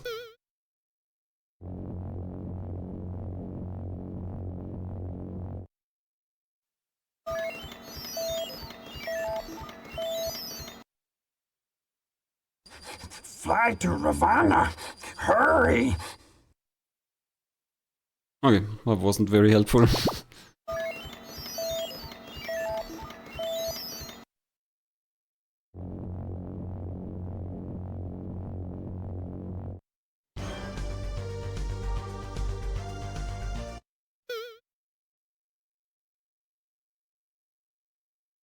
Yeah, there's a lot of like allusions to known myths in this game.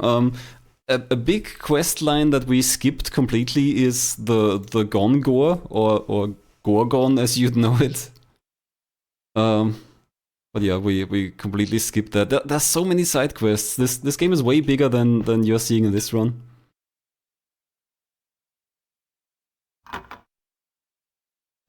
Oops, give. I can just trade these gold flowers now. You have received the thing you seek. The elements combine. The sum. You have received the thing you seek. Okay, and I only had 2 flowers. That's all you can take. So I've got 2 elixirs, which should be enough.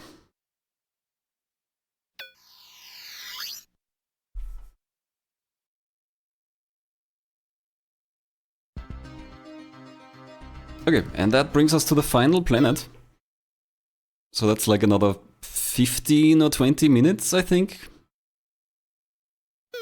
And then we reach the end of the game. But yeah, as I mentioned, if we have some time, I've got a lot of these hyperspace clips we can fill time with. I like this guy. I am Warga, a bionic warrior created by Sarpedon. If Zendo did not protect you, I would void you from the void.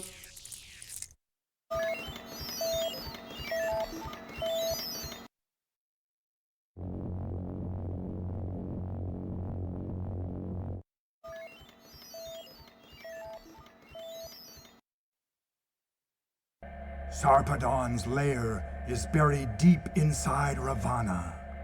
Many fierce warriors protect him. Use all your skills. Yeah, this is the final planet and the stronghold of Sarpedon, who we haven't seen at all so far, but he does have his own hyperspace clips. But yeah, they're somewhat randomly pulled. If you just keep traveling back and forth between planets, you just get more of them.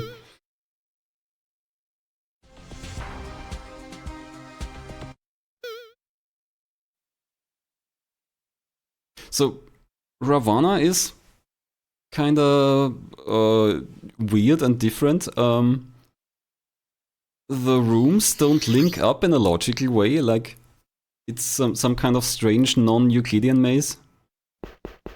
But at least it's not random, so you can follow a specific path. Also, yeah, there's enemies in here. Didn't expect him to be so close there.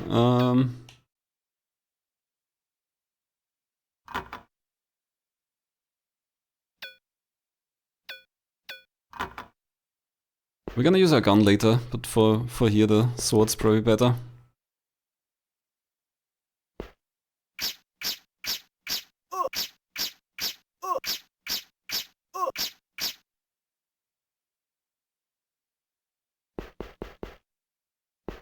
Let's see, it's right down, right down.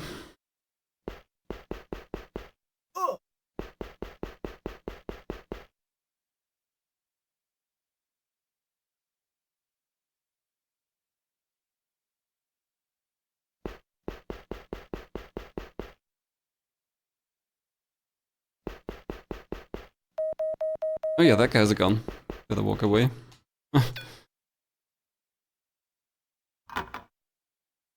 We finally get to use our gun. Wait, where's the gun? Oh. Wait, did I never... Oh, that would be stupid. Did I never get back my gun? I guess I forgot to take it back in Phonex with a fast blast hours ago. Yeah, it's not here. Ah, okay. Well, I can buy a new one. It's gonna take a few minutes. That is a danger that can happen. No, not beam down. Ah. So I think the fastest way to buy a gun is in Fornex. There's a shop that sells all kinds of stuff. Also, yeah, in Ravana, if you beam out, you don't get back to the same spot. You get back to the same section, basically.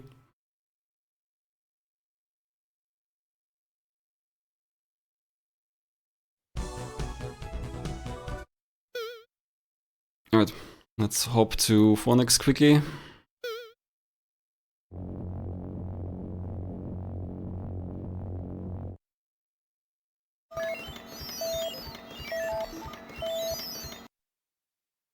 Got stroke? Mutant offer many terrors. Break head instead.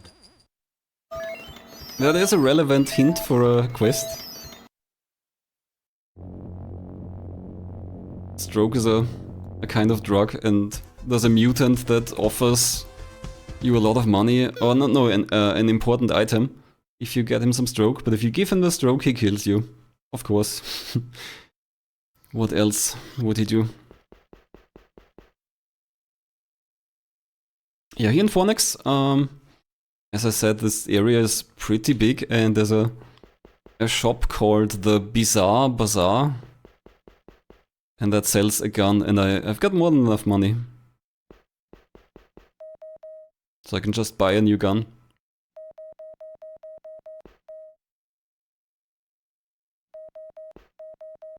I took the gun back the first time I played Fast Blast, but we didn't win that time. And then the second time I guess I forgot. And I don't think I can go there again and get it back now.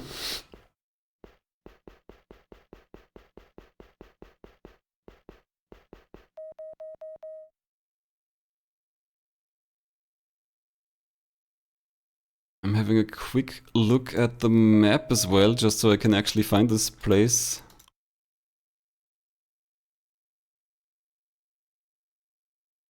Okay, there's... oh, that should be here, right? No, 6B. 6B...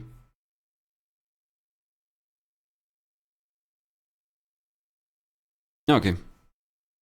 That's here. Down. And right, and that's it, okay.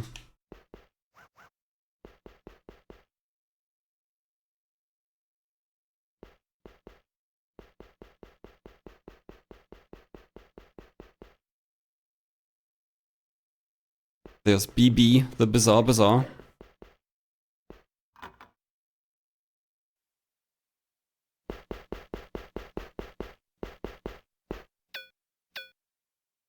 Welcome to the Bazaar. Perhaps you seek to buy.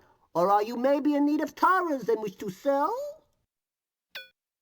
Do you have things to sell? Ask for my list. Or need a gun, huh? A beauty I got, hardly used. For you, 1,000 keys and 50-shot ammo clips, 483 keys each. You have received there we go. The thing got my new gun. Maybe also buy... I've got a few ammo packs, but we can buy another one just in case. No, that's the wrong price. 4, 8... You have received the thing you seek.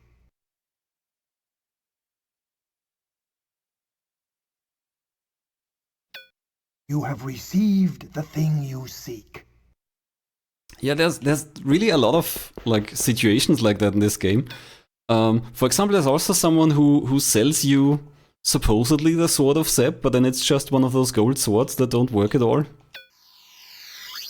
There's so many situations in this game where people try to scam you. I mean, in the case with the gun, they aren't actually scamming you, but yeah, it's easy to forget to take your gun back.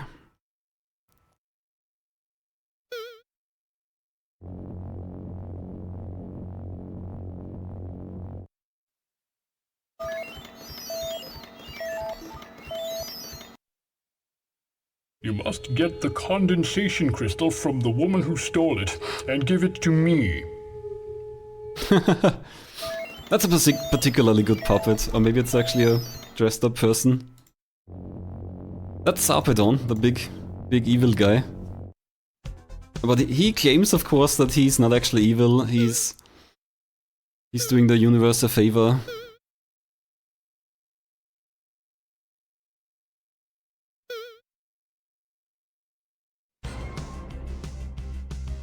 Alright, here we go. Now we can do Ravana. Unless I find out at some point that I forgot something else, but no, I think we're good.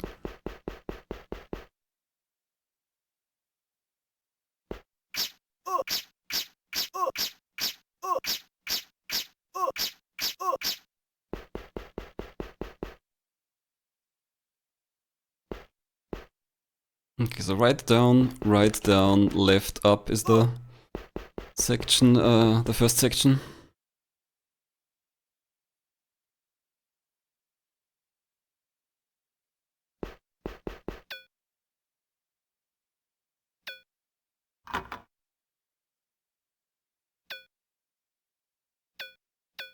Gonna switch to my gun. Also, you have to load the ammo.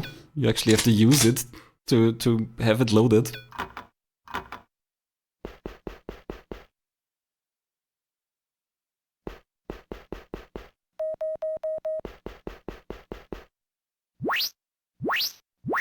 And here's finally our laser. Now I'm a laser lord.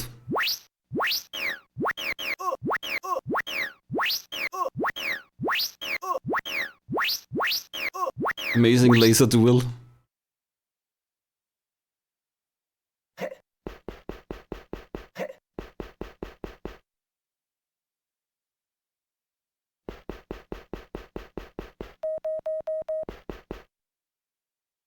And here's the first boss, basically. So every section in this place has a boss like this. Can I make the jump without, with the gun?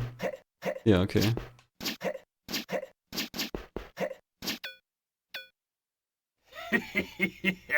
Fool! You will never live to see the Dark Lord! All empires belong to Sarpedon. Even the petty rulers of your Earth follow his code. This is the sacred code of Sarpedon. Poverty, violence, fear. These are the fruits of the void.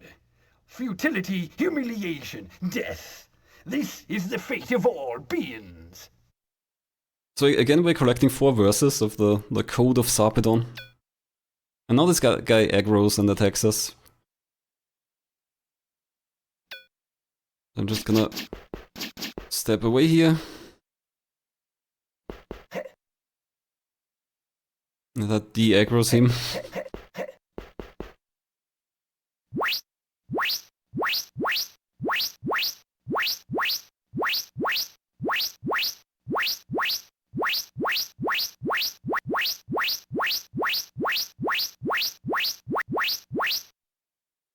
And that's one down.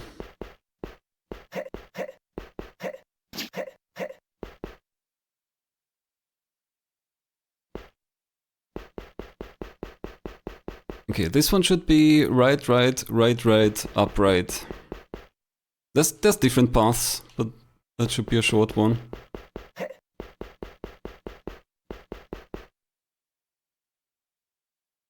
Also a funny creature here. I forget if I should use the gun, or I guess I should start with the gun here. You are out of ammunition, dang. warrior. That wasn't 50 shots. They claim that there's 50 shots in that ammo clip.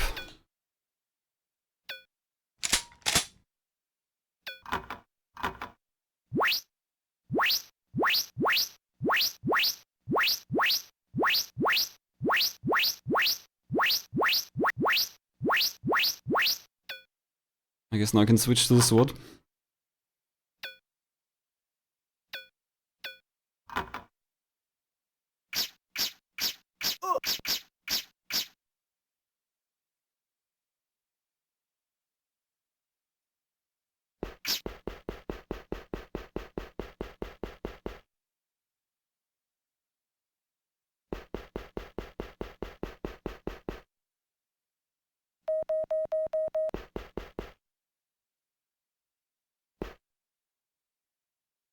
I think I miscounted. Another one, right?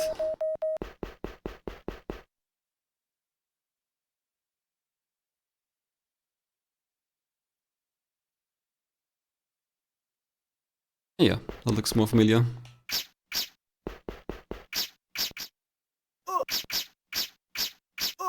On guard.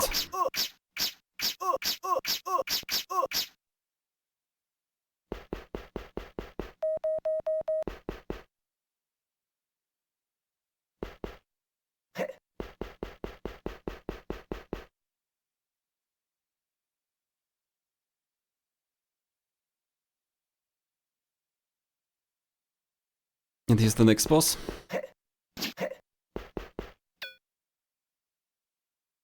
Maybe I shouldn't stand inside him. I guess I can stand almost anywhere. You pig-licking pustule of condensed gas! Come at me if you dare! To ask him something specific, I don't think so. Salmundo, scribe of Sarpedon's code, the one who will deliver your head to him. This is the sentence of death. The grave belongs to Sarpedon. Absolute gravity is his throne. None shall escape this destiny. All shall be cast in the pit. Cool. Sarpedon sounds like a really nice guy.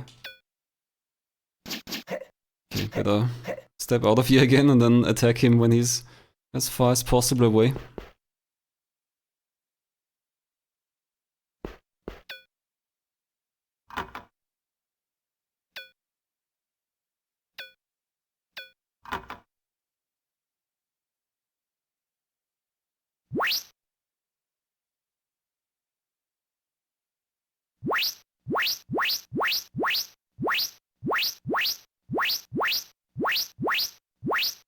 Well, I mean, you gotta use every trick in the book. The fate of the universe depends on it.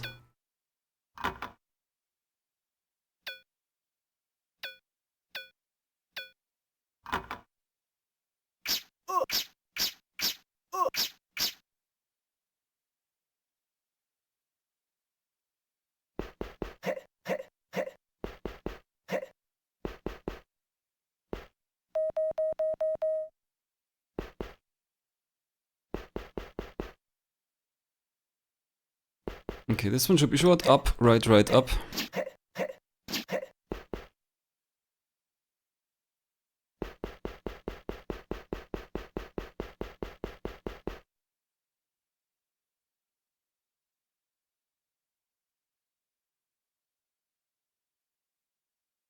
Another funny, weird guy here.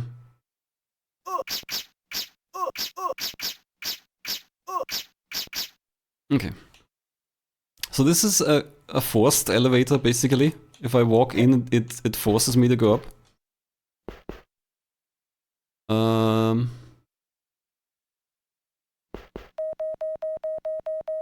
And this is kind of an elevator maze here.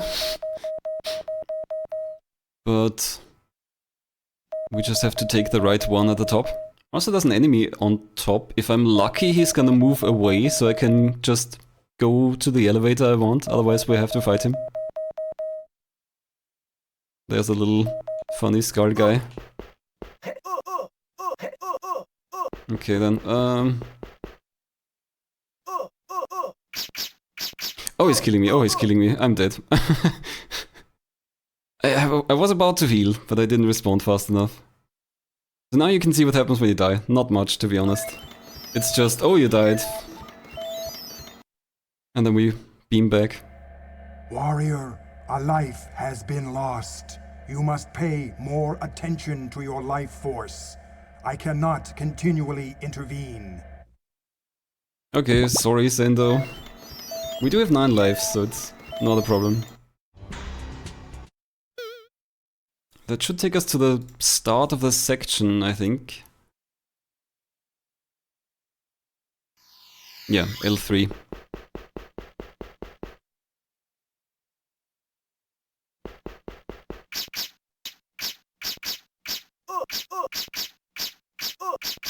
Well, I assume he's kinda immortal, so maybe dying doesn't seem like a big deal to him.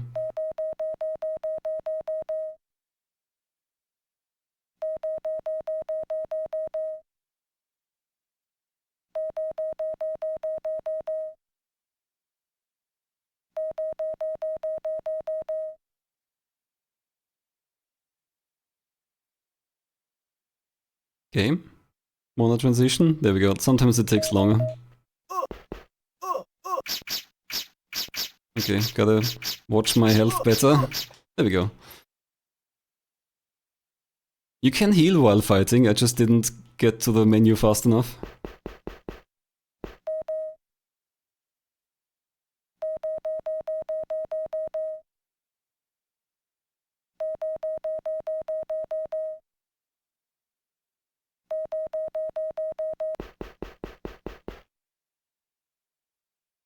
And here's the next boss.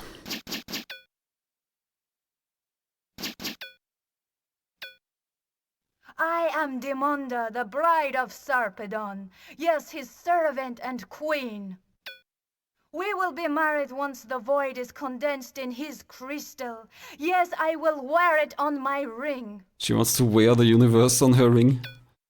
It was stolen from him. Yes, and you have stolen it. I will take it to him after you are dead. Yes, to fulfill the code. Yes, this is the code of Sarpedon. He shall hold the void in his hand, contained in one translucent stone. All worlds shall be his. Great is the name of Sarpedon. She's got a whip. As usual, I'm gonna run away. Get my gun and step back in. Who are you talking to, warrior? Not give, use.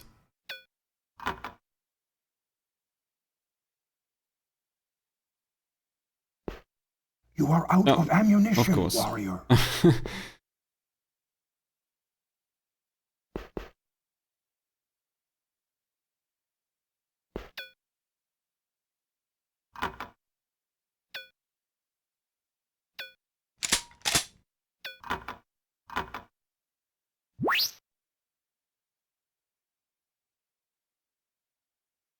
Come on, game.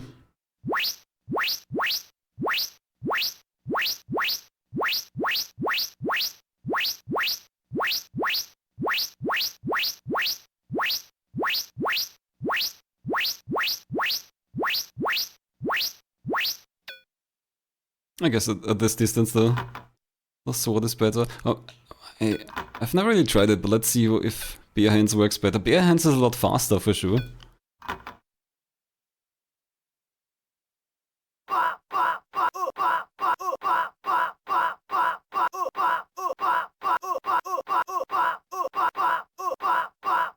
Okay, better heal now.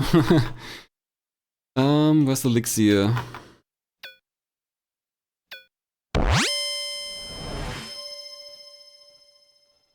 Warrior, the elixir has brought you back to your full strength.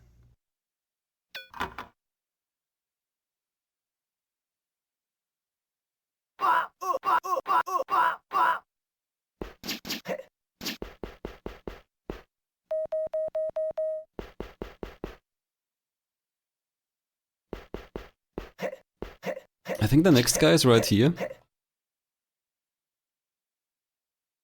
Or is there a maze first? No, there should be... Let's see.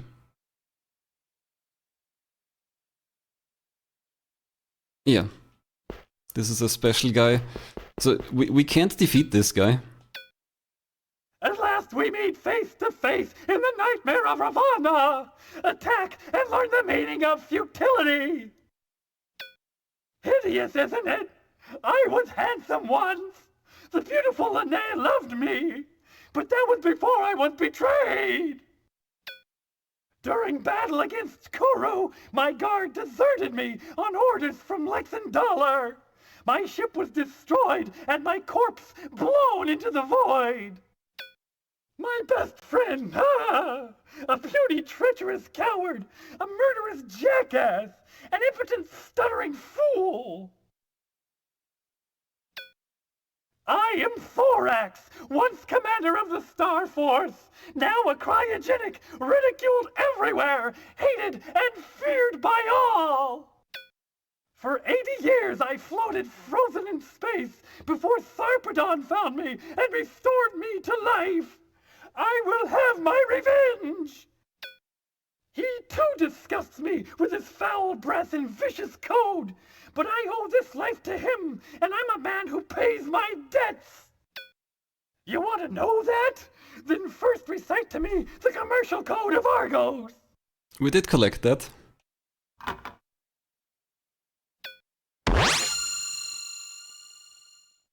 That is a mere addendum to this! Starve, stab, strangle, shoot, loot the cities, burn the fields, condense, compact, disrupt, destroy, strip the planets, void the void!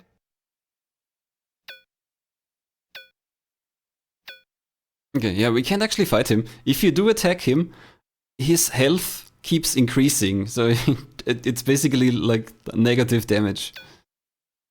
But we've been told by other characters, by Lysistrata for example, what to do about him. Lysistrata gave us a face as a gift for him. At last, I can be a man again. I must find my beloved and make her mine. I love how his voice acting changes here, because he's not desperate and mad anymore. And he's gone.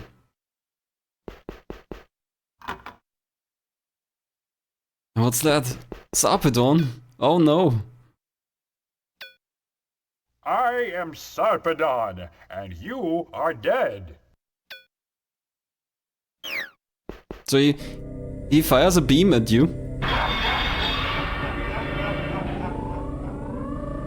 Makes a weird noise too, I guess.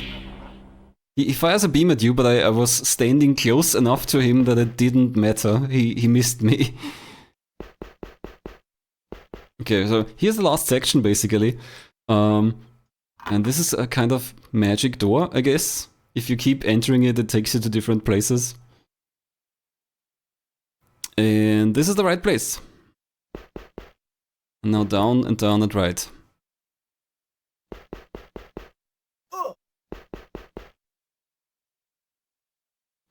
Trying to dodge this guy if he's nice enough and comes over here. Come on, go over here. Come over here. So I don't have to fight him. And I'm past, I think. I mean, the combat system has to start, but here we go. Combat skipped, nice.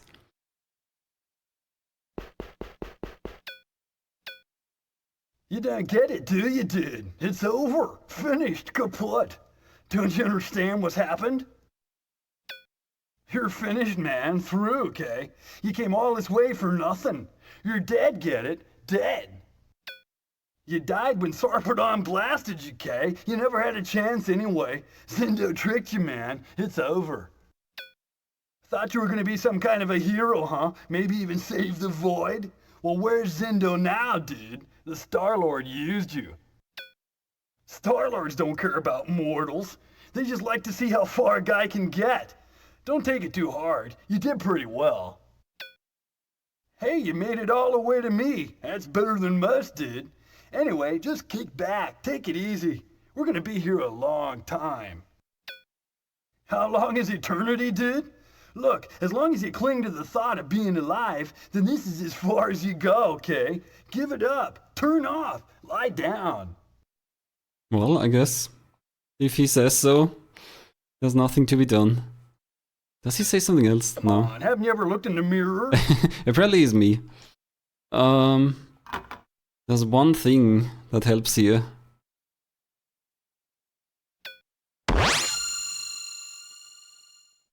Well, you're smarter than I thought, dude. Go through the door. Sarpedon is waiting. Whoa, thanks, dude. Radical or something.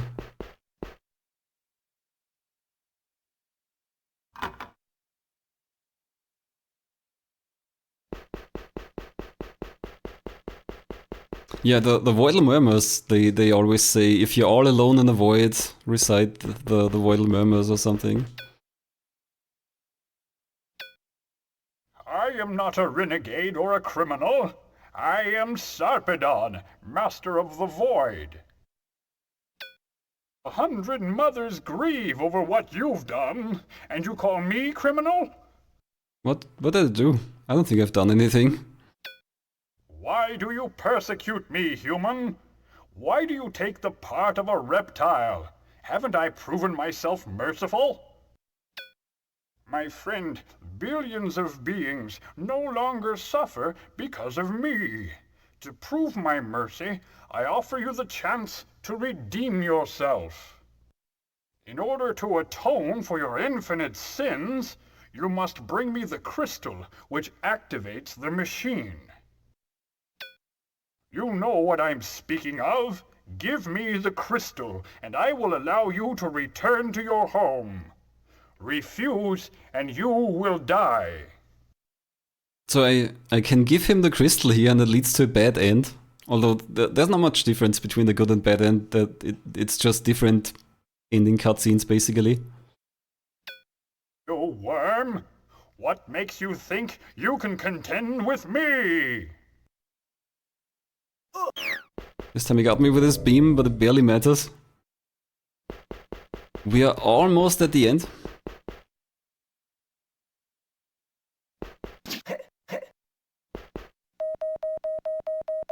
Here's his Voidal Implosion engine, that's what he calls it.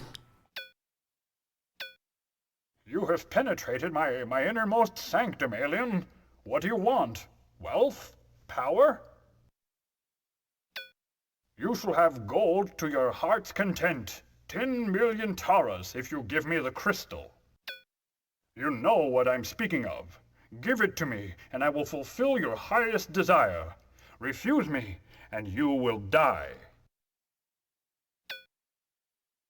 I'm gonna... where is it? Use the condensation crystal here.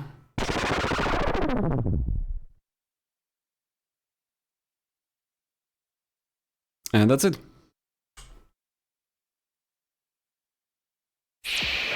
Now, the void can continue its intricate dance of infinite variations. Wars will continue. Yep, that's Hunger time. and pain, cruelty and greed are constant. Yet, there is still the possibility of joy.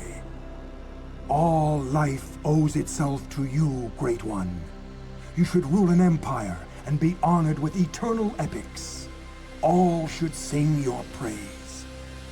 As it is, I must return you to your planet. No one will know your name or what you've done.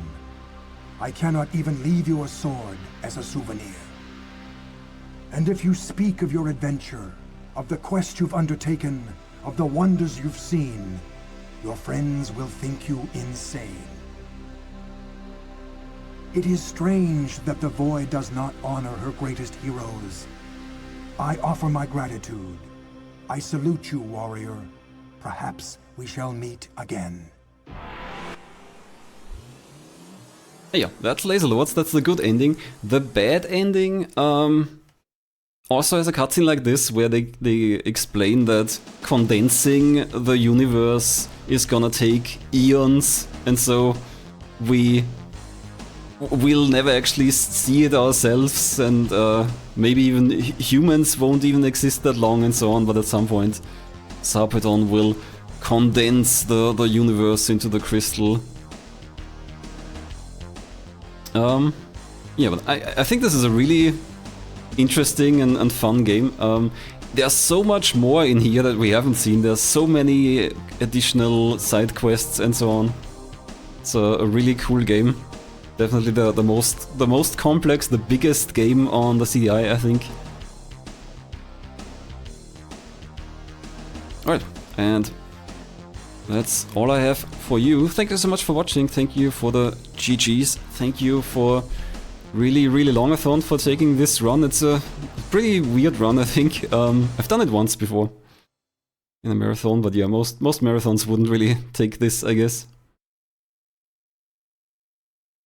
Well, that is all I have. Back to the host.